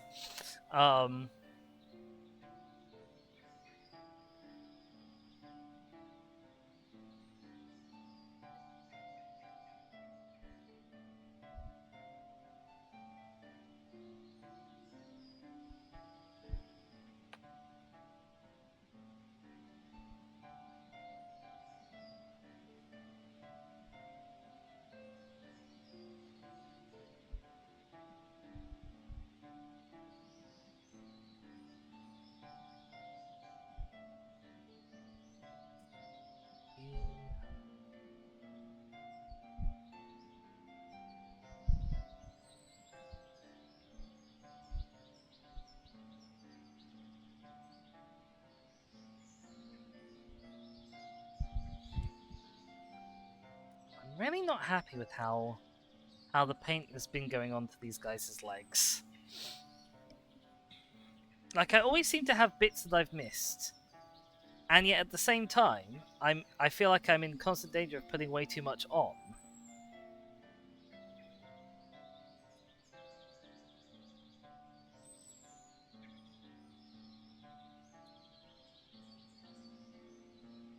And like, I can't get the bits that I've missed without putting more on, because I have to put stuff on the bits that I've missed. But then I'm worried about having too much on, and yeah, panic. And it says, so this has already been asked, what's your favourite chapter? Of the canon chapters, I don't know. It might weirdly be the Flesh Terrors. Like, and that is almost purely based on the characterization of specifically their chapter master Gabriel Seth. Like, I kind of love that he is. For those who don't know, the Flesh Terrors are successors to the Blood Angels chapter, and the Blood Angels have this thing where they get what's called the Red Thirst, which is basically they kind of need to drink blood and or eat people, and just generally be sort of bad allies. And so the Flesh Terrors also suffer from this problem. But the Blood Angels kind of sort of are quite ashamed about it. They try and hide it. And Seth is sort of the foil to them in this, as a narrative device, because he is a monster. Like he kills and eats people, but he kind of accepts that his chapter are a chapter of monsters, and he works with it by, like, you know, always trying to point his chapter. So he's the chapter master. He controls where they deploy. So he always tries to sort of point them away from, like, areas populated by humans and stuff. And he's not really a tragic figure, but he is a monster who accepts that he's a monster, kind of doesn't care that he's a monster, but still tries to do the best with what he has, being a monster. And I think he's a really interesting character. I think it's a really cool sort of setup and foundation for the chapter. So I think I might say the Flesh Terrors. It helps that they also have a pretty cool black and dark red color scheme. And that is, like, if you don't have any other way to choose your favorite chapter, choosing them by color scheme is not a bad way to go about doing it.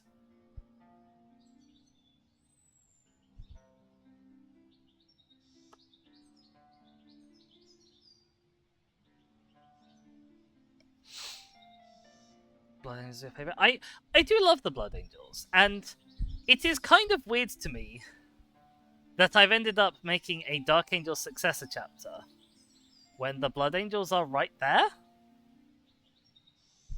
I sort of still don't know exactly how it happened, but it did. And yeah, if money was not a limiting factor, I would well, money and time, because obviously they will have to be painted and stuff. I would definitely also have a Flesh Terrors force. I'd probably also have a Tau force.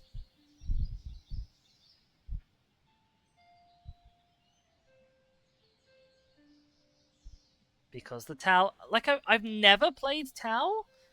I've never really strongly considered playing Tau. But ideologically, the Tau are definitely the faction that most sort of strongly aligns with me. And if you were to ask someone who didn't know, what faction do you think Dizzy plays? Okay, that Orcs would probably be their first reaction, but Tau would probably be their second choice.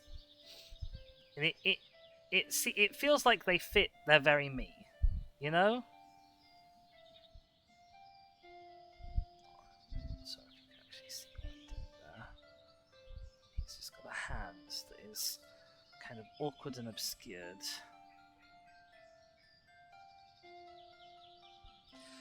Put Eldar up there. I have also considered Eldar. Again, if money were no object, Eldar would definitely be on the list. My main problem with Eldar is that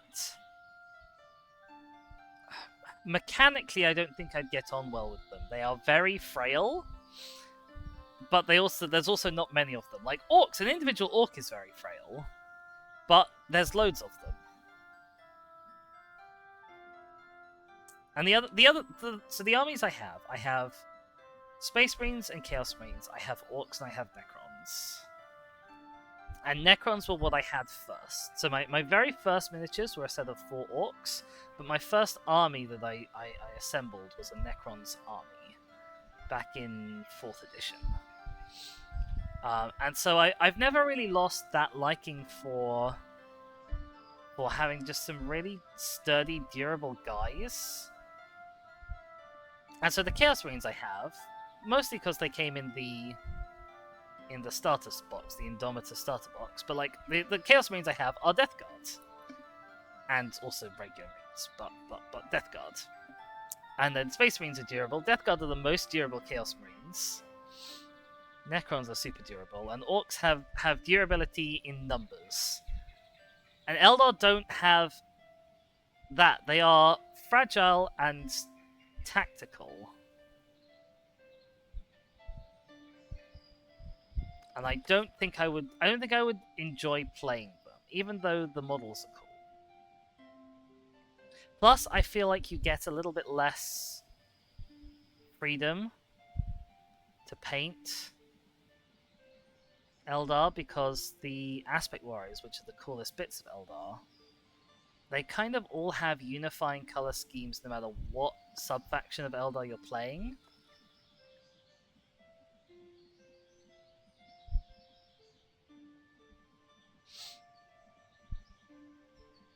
And like I said before, I like having my creative freedom. I like having freedom to convert, which Eldar don't really, because you can't... Oh, I put too much water on my brush there.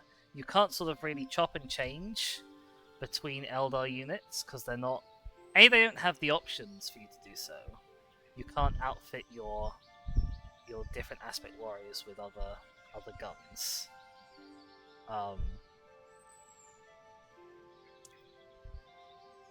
But yeah, so you don't have a lot of freedom to build, and you don't have a lot of freedom to paint with the Eldar.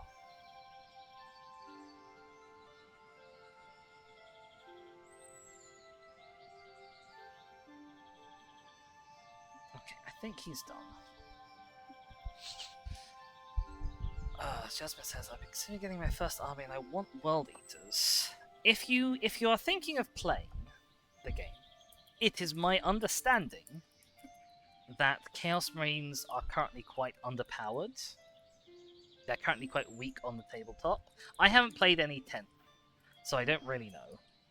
I've seen the rules for 10th edition and for some of the factions like Tyranids and Space Marines and stuff, and thought, I'm not sure this is ready for me.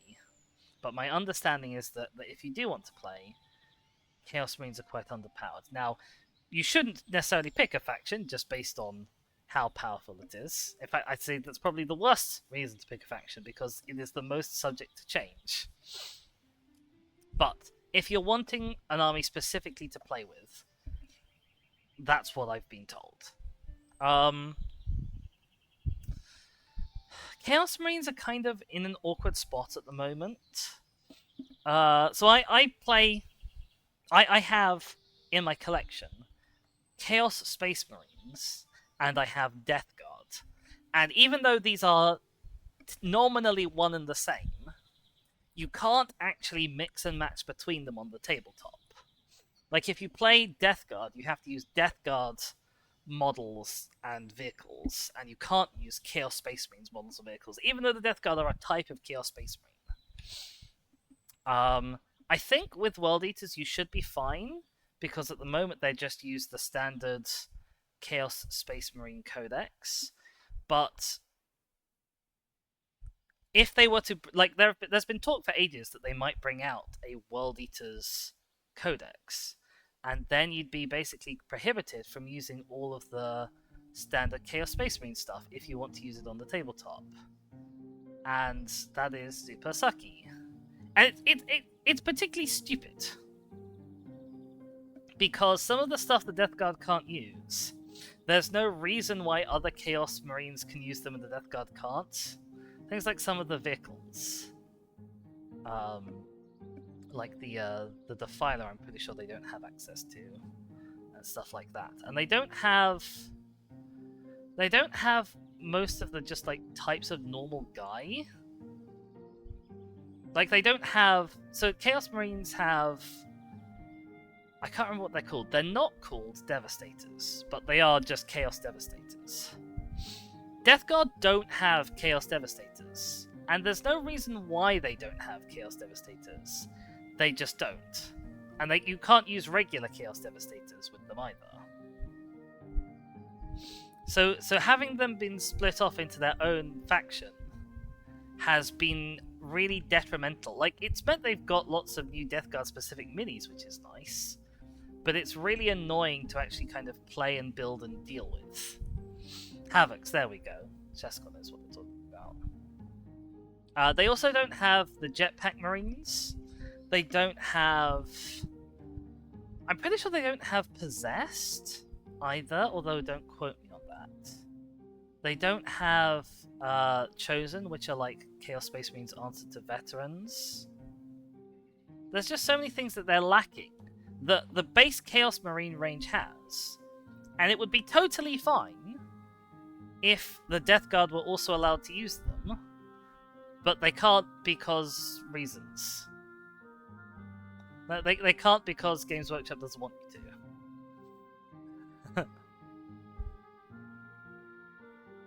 And so because my homebrew Chaos Band is a renegade chapter. They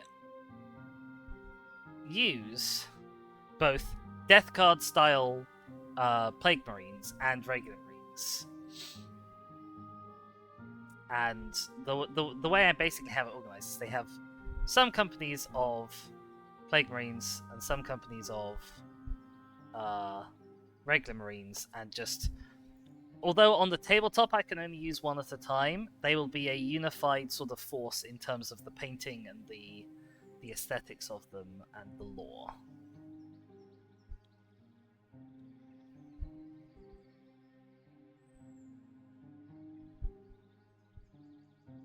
And there are, down the line, some plans for some moderately ambitious conversions and stuff.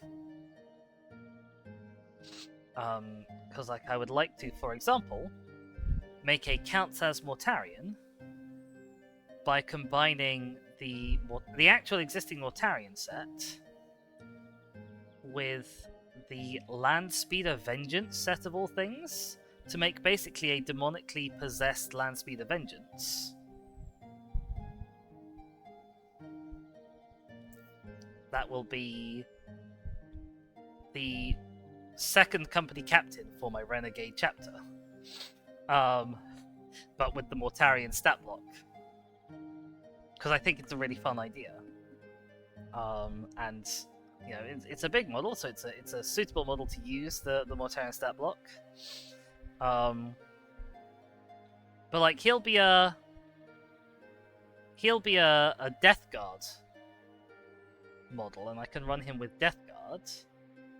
But if I want to run him with bikers from the second company, I can't. The bikers from the second company can only be run alongside the regular Chaos Marine goons. And okay, that specific one is a very particular problem to me, but it's just very odd that they don't work together. There is active non-synergy between Chaos Marines and this one specific type of Chaos Marine. My understanding is it's the same for the Thousand Suns, and so presumably if they do release a World Eaters supplement, it'll probably be the same for the World Eaters. And it doesn't really help Games Workshop to do that. So I'm not really sure why they do that. Because if you made them compatible, A, you'd get Death Guard players would also pick up some regular Chaos Marines. But also, you could make Codex Death Guard instead be Codex Supplement Death Guard, and then all of your Death Guard players would also have to pick up a regular Chaos Marines Codex. And so you'd get an extra book sale out of it per player. Which, like, I'm not saying I want that as a player. I'm not sure I want to be forced to fork out for an extra book to play my Death Guard Marines. But from a business standpoint, if all you care about is sales, it makes sense to do it. And it's sort of screwing over the player base for not much reason otherwise. Just because GW hates soup. GW loved soup briefly, because there was a time when they sort of massively alleviated all the restrictions on bringing different armies and stuff together. And the distinction between Death Guard and regular Chaos Marines, like, it's only soup because they made it soup. You know, you used to have Death Guard as a unit inside Codex Chaos Space Marines. They made the soup. They made it be soup. So to then hate the soup, it's a soup of your own making, dears.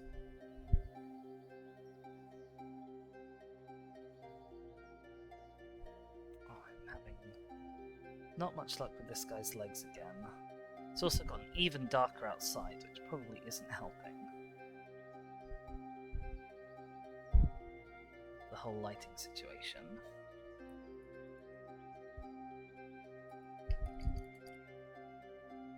But yeah, for a while, Soup was like the king of meta.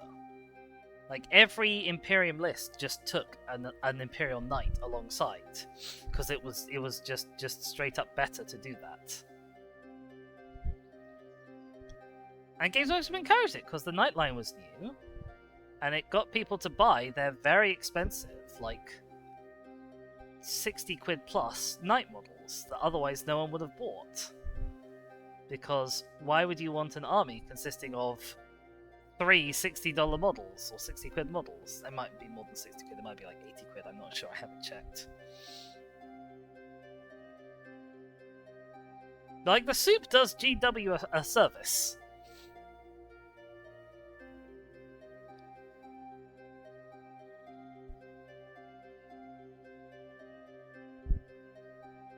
And you know, yeah, Soup can absolutely go too far. You know, I think that you shouldn't be able to run, like, I don't know, Tyranids and Eldar and Necrons, for example, all together. Like, that's a silly mix from a lore standpoint. And if someone were running that horrendous mix, you can guarantee it would just be for, like, cheese reasons.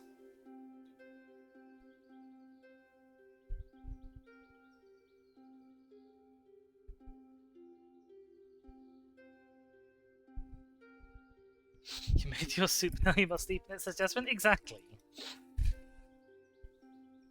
King says, also, if you release a new supplement Chaos Squad, there's a shiny new overpowered unit. All the people who want to follow the meta can add the unit to their army. Pay for the new lore book and unit. Exactly. You know, people might not fork out for a whole World Eaters army if you release World Eaters, and because they're the newest release, they are also, by extension, the most powerful release. But they might fork out for 1 or 2 new World Eaters units to add to their existing Chaos Marine army if you release supplement World Eaters.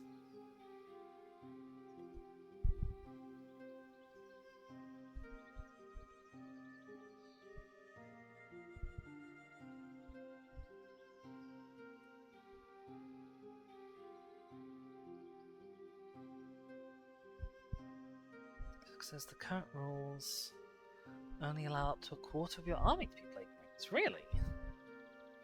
What the hell else are you supposed to have the rest of your army be then? Unless the Death Guard have had a change that I wasn't aware of in 10th.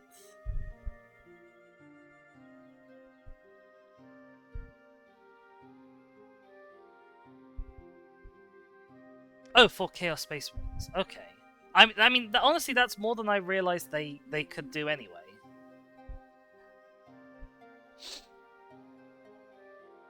I thought they just lost the ability to take Plague Marines.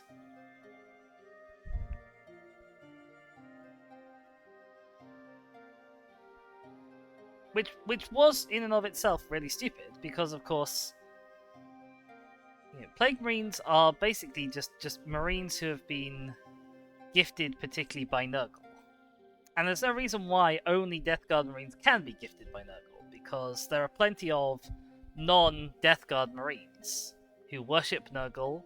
There are plenty of other Chaos Warbands and Renegade chapters out there who are either loyal to Nurgle or loyal to Chaos Undivided.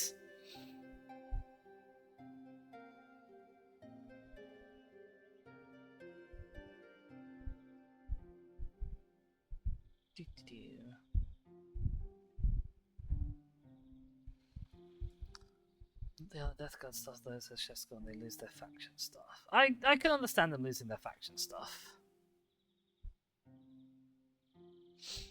I don't necessarily begrudge them that.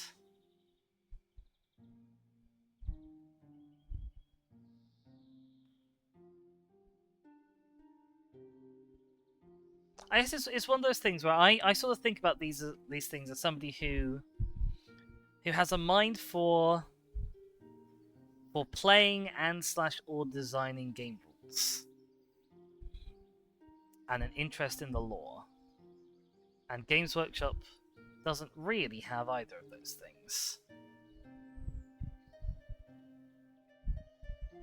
You know, the rules and lore have always been an expendable throwaway component of Games Workshop's business strategy, and for a business, I guess that's fine.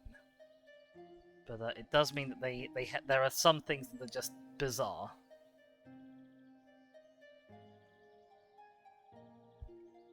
Okay, we've got the last bit of this guy left.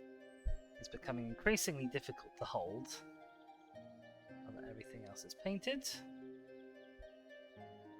we will persevere.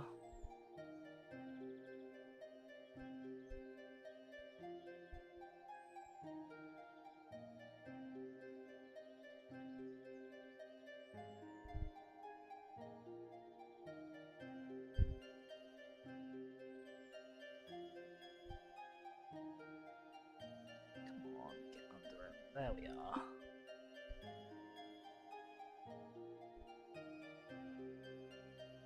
Should have got out my tweezers for this, really.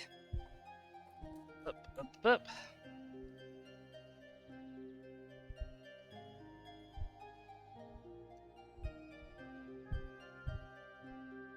Okay. He is done. Once again, I'm a little worried how thick I've been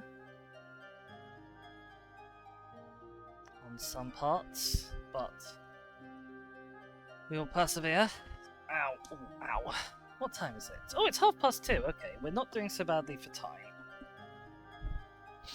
I've got the armor bits of the captain, Polyhymnia, to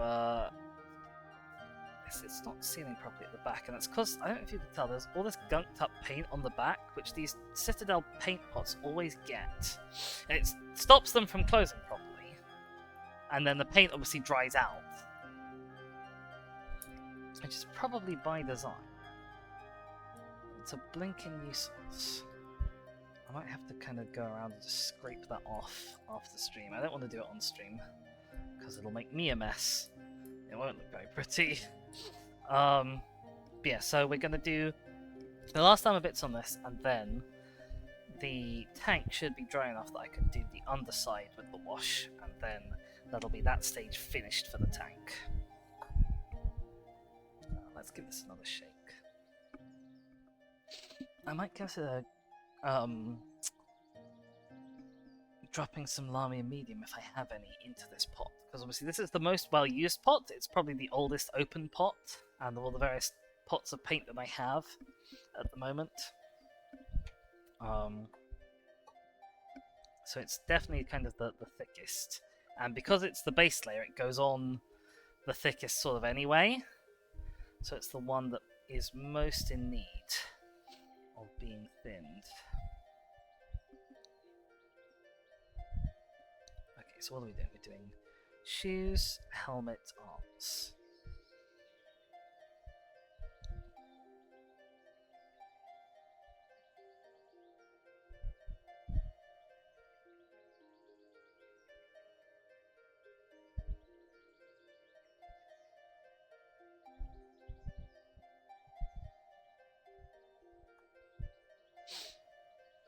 I could honestly have used a smaller brush for this.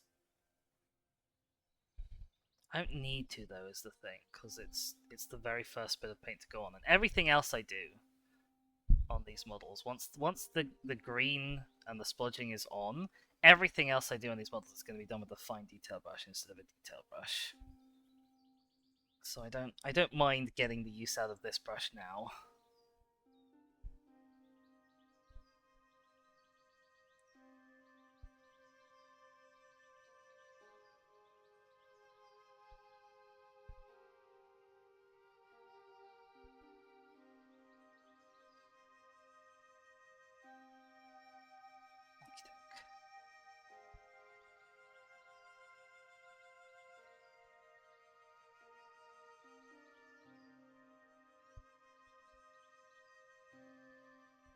Is that actually...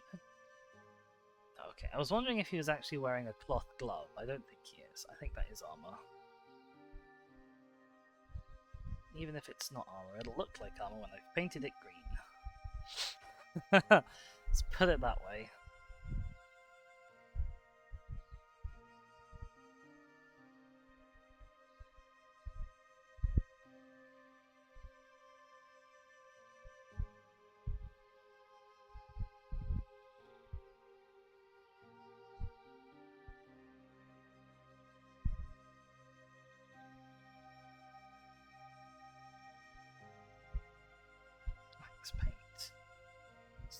Smidgen wetter.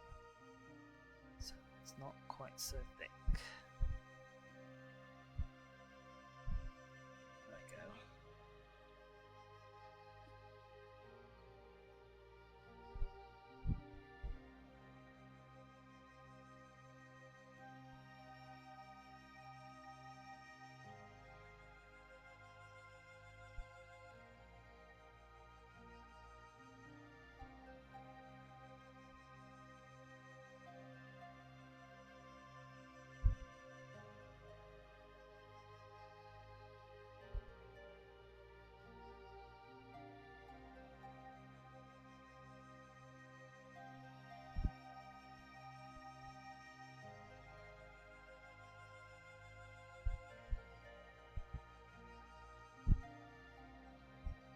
Can't really tell what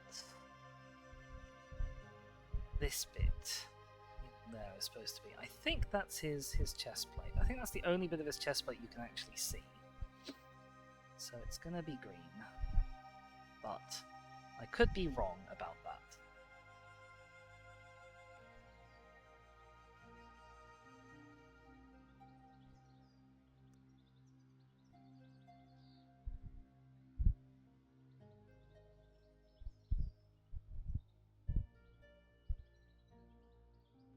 Ah, doop-a-doop. Oh, Polyhymnia, come back.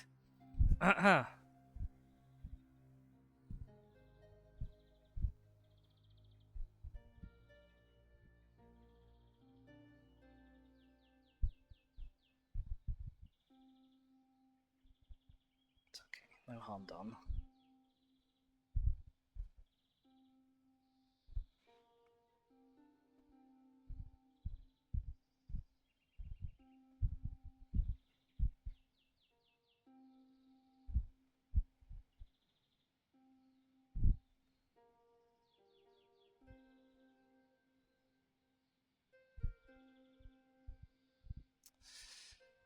Oh, hi PG, how's it going? You got home early enough? You did! We are still going. We won't be going for super duper long.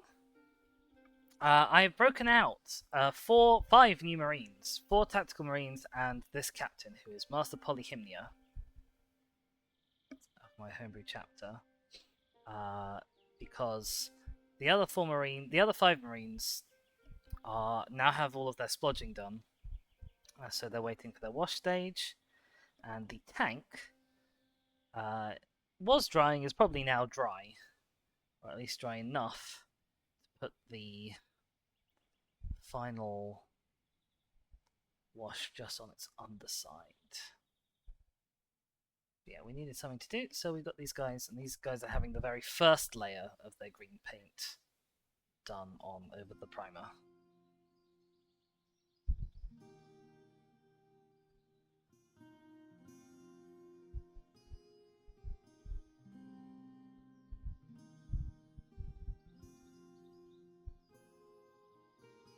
But wherever you're out, I hope it was nice.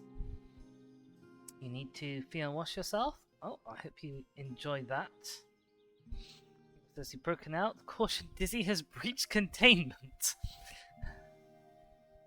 I don't think Dizzy was ever contained, I'll be honest.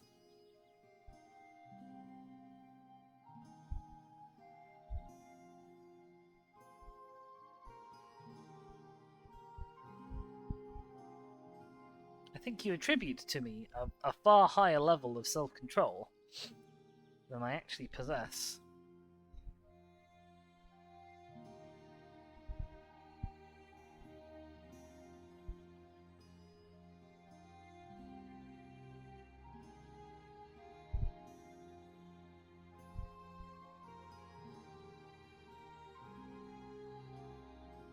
I figured out what the problem with that bit at the backpack is. It's because that's actually where the join is. So the recess that I was trying to paint on is actually just a gap in the model. And there's sort of nothing there to paint. I feel like I've been really thick over this backpack. That's a concern. Okay, There's like a tiny little dot that it's doing.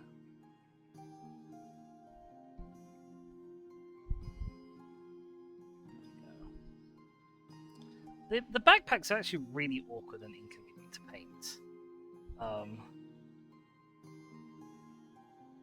I know some people, when they build Space Marines, they'll do almost none of the building before they've painted, and they'll paint the backpacks separately, and they'll paint the arms and guns separately.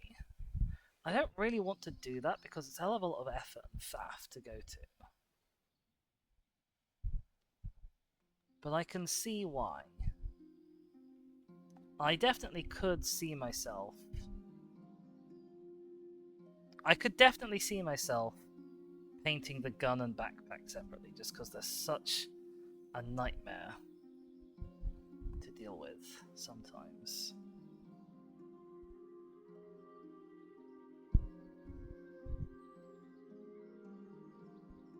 Okay, we just have his face to do now.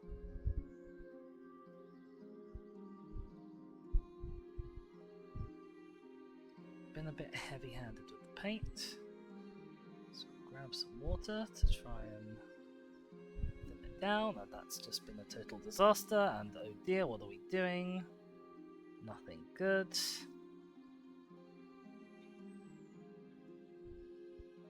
That's for certain.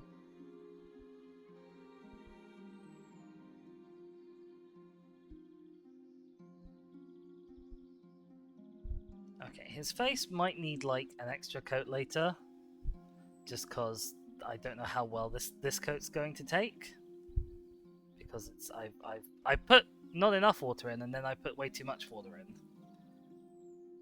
But there's nothing I can really do about it now. So I just gotta find any random loose bits of metal under him. Put green on them.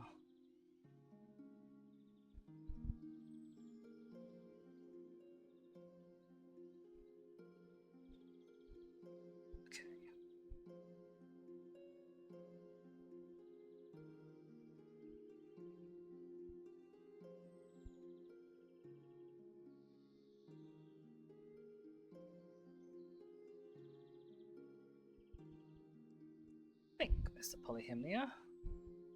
That is you done. Whoops. Hang on, I saw a thing there.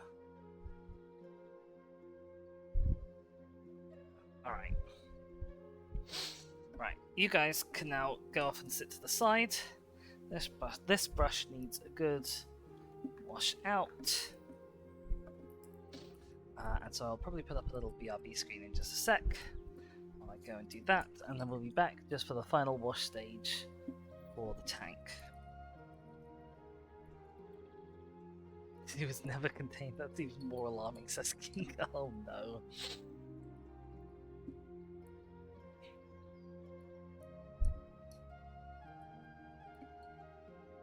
Maybe I'm just waiting for the right person, you know.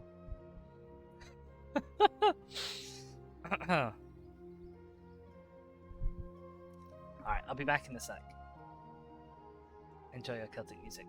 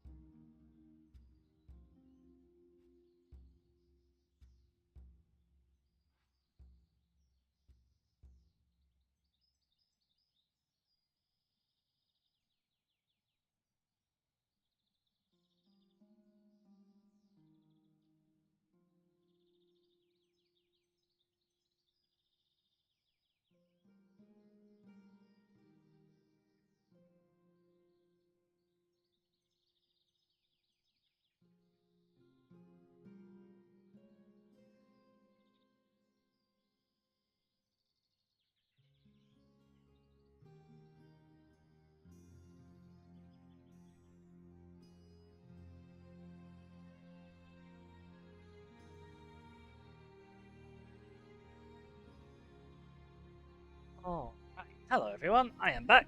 Apologies for being away. As you know, it is a vital part of the painting process to get clean water and clean your brushes and stuff. But, hello, here I am. Kinga says, okay, I'm actually here now. Sorry, not Kinga. BG says, okay, I'm actually here now. Something just knocked my camera, and I'm not sure what it was, because it wasn't me. That's concerning. Anyway, yes, we are on to Tank. Very nearly done with this stage now. I apologise for the lighting again. We just have the underside to do with the wash step. So going back to our rather large brush, I'm going to grab our Athenian Chemishade for the last time today. He says, I didn't realise he'd went for fresh water. I thought it was back too late. Oh no! Disaster! No! I was just cleaning the brushes and such. Oh dear. But we will not be going too much longer because this is the last thing I have to do. And it is basically just one big flat surface. It will not take us tremendously long. And we're not doing anything particularly fancy or technical with it. Although I am kind of wondering if it's worth breaking out an even bigger brush. Like, it would be a much bigger brush. I think the answer might be yes, so you'll have to bear with me a sec when I go and get that. I'm going to try and stay plugged in and hope that I can reach without having to take my headphones off. Ugh. I don't know, what do we think? This is the bigger brush. It is a lot bigger. It's a lot bigger.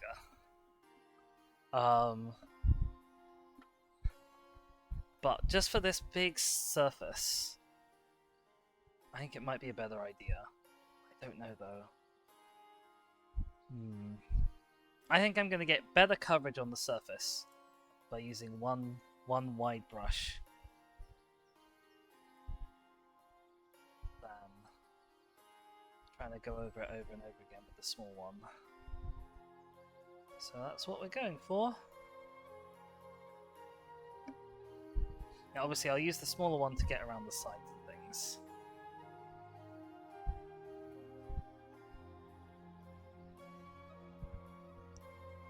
I think this was the right choice. It has, however, meant that this last section will be over even sooner. Yeah, I don't think I could have got that as nice and even without using this brush. I have no idea what type of brush this is. I don't know if I've ever used this brush for Warhammer. I'm not sure if I've ever used this brush, to be honest. Because there's not many things in Warhammer that need a brush this big. Like, it's pretty much just that. Just a big slab face of a tank.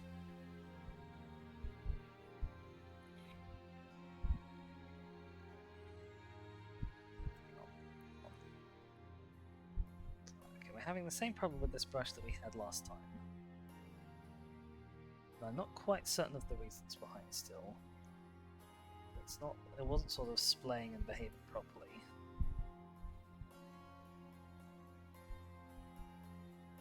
So, okay, we seem to have crawled it now.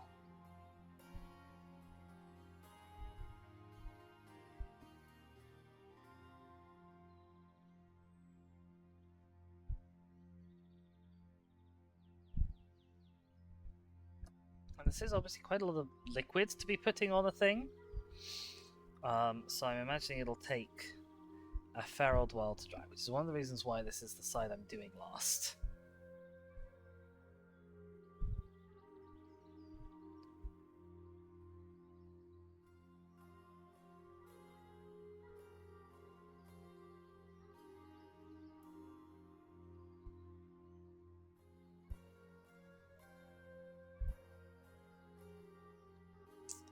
Having done all of the wheel mounts, we'll also want to go in just around the bases of them as well.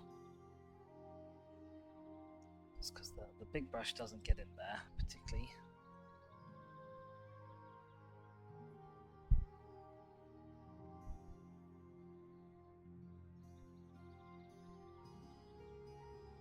Did you? I'm not certain if it's really kind of possible to go too heavy on this here.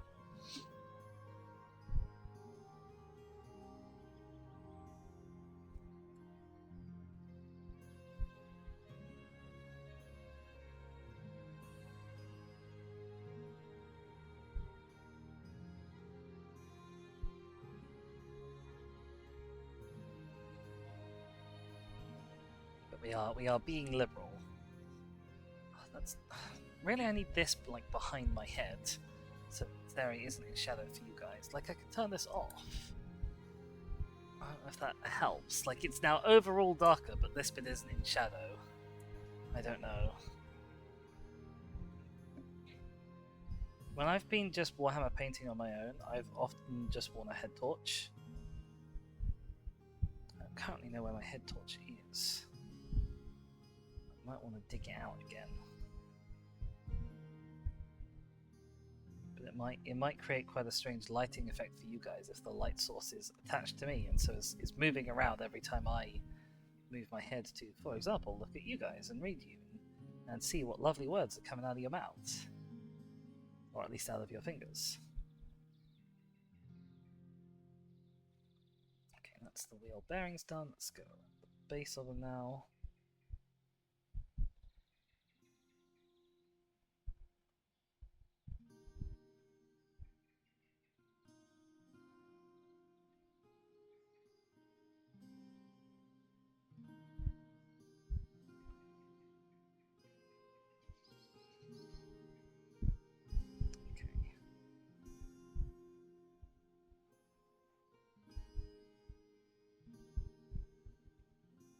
There we are. Oh, I need to do the outside of the tracks as well, actually. I had forgotten about that. Let's do that now.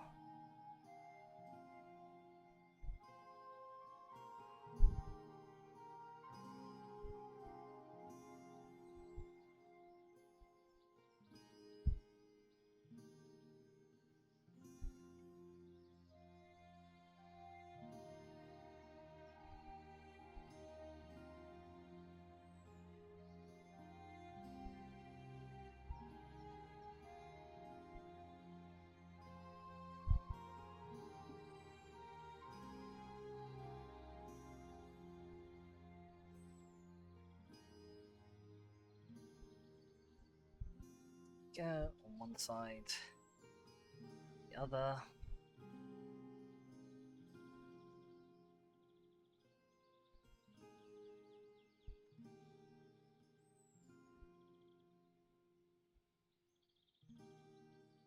wonder how much of our 10 hours of Celtic music we have left. Okay, we've got about 3 hours of Celtic music left.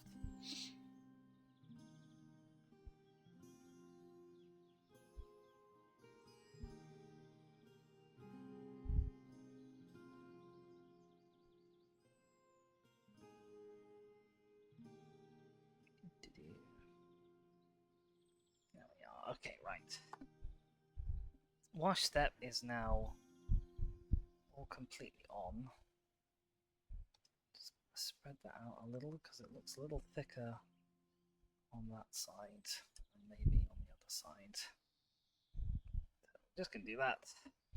That can sit and dry, and then we are done. And it is almost exactly 3 o'clock, which is perfect. So, I've paused the music. I'm going to put our tank off to one side. We've got quite a lot done today, which I'm very happy about. Hope you'll have enjoyed watching it too. Don't go anywhere just yet though, because I am going to send you all on a wee little raid. While I clean off my brush, let's open Twitch and see who is live.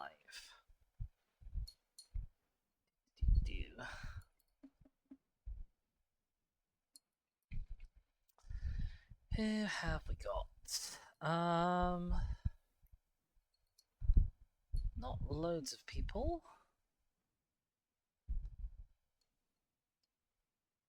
Someone's doing Blaze Black 2, which is a shame, because if they were just doing Pokemon Black, I'd be into that.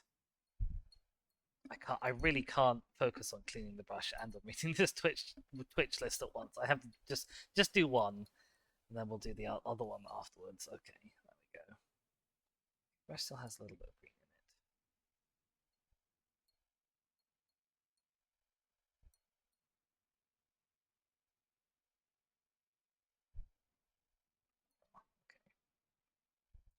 Alright. Brush is good to go. Let's give this one another clean out just to be certain.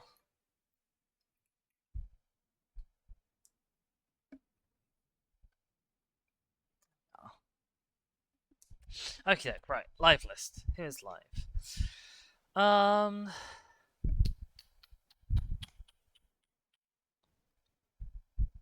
We could go and see someone who's playing Planet Zoo, perhaps? Someone we haven't raided in a while? Yes, okay. I'm going to send you over to... Oh, I should check that they're not, like, in a break or something. That's the thing I always forget to do when raiding into people. No, okay. We're going to go and say hi to Sir Hannah, who we haven't raided in a while. But I hope you all have had a wonderful time. I've enjoyed being here on stream doing painting. Obviously, I said at the start I was intending to do this yesterday, and it ended up not happening because I was tuck it out. I'm still a little bit tired, but I'm glad that we've got through this, and it's been okay. Thank you guys for being here. Thanks to BG and Kiko and Chesco, Jasmine, and Shaka, who was here earlier, and everybody else who I may have missed by not scrolling that far back in the chat. You're all lovely humans, and I hope you are all going to go and now be lovely for Hannah as we go and see them. I will be back tomorrow at midday playing some more Dishonored. We are on... What are we on? We're on the Boyle Mansion mission, which is... We're doing an evil playthrough of that, if you haven't been playing along. We're not doing a kill everyone playthrough. We've nearly been doing a kill everyone playthrough, but this is the most harrowing mission to do a kill everyone playthrough on. So if you are ever considering doing that, I recommend don't. But yes, there will be lots of rats. There will be quite a significant amount of murder. It'll be fun. Enjoy that. So that'll be at noon British time. In the meantime, if you miss me, you can check out my YouTube channel, which is down in the description, or you can follow me on Twitter and etc. Other social medias also down below to find me. My name has been Dizzy. Thank you so much for being here. I'll see you all next time. Ta-ra, everyone. Bye.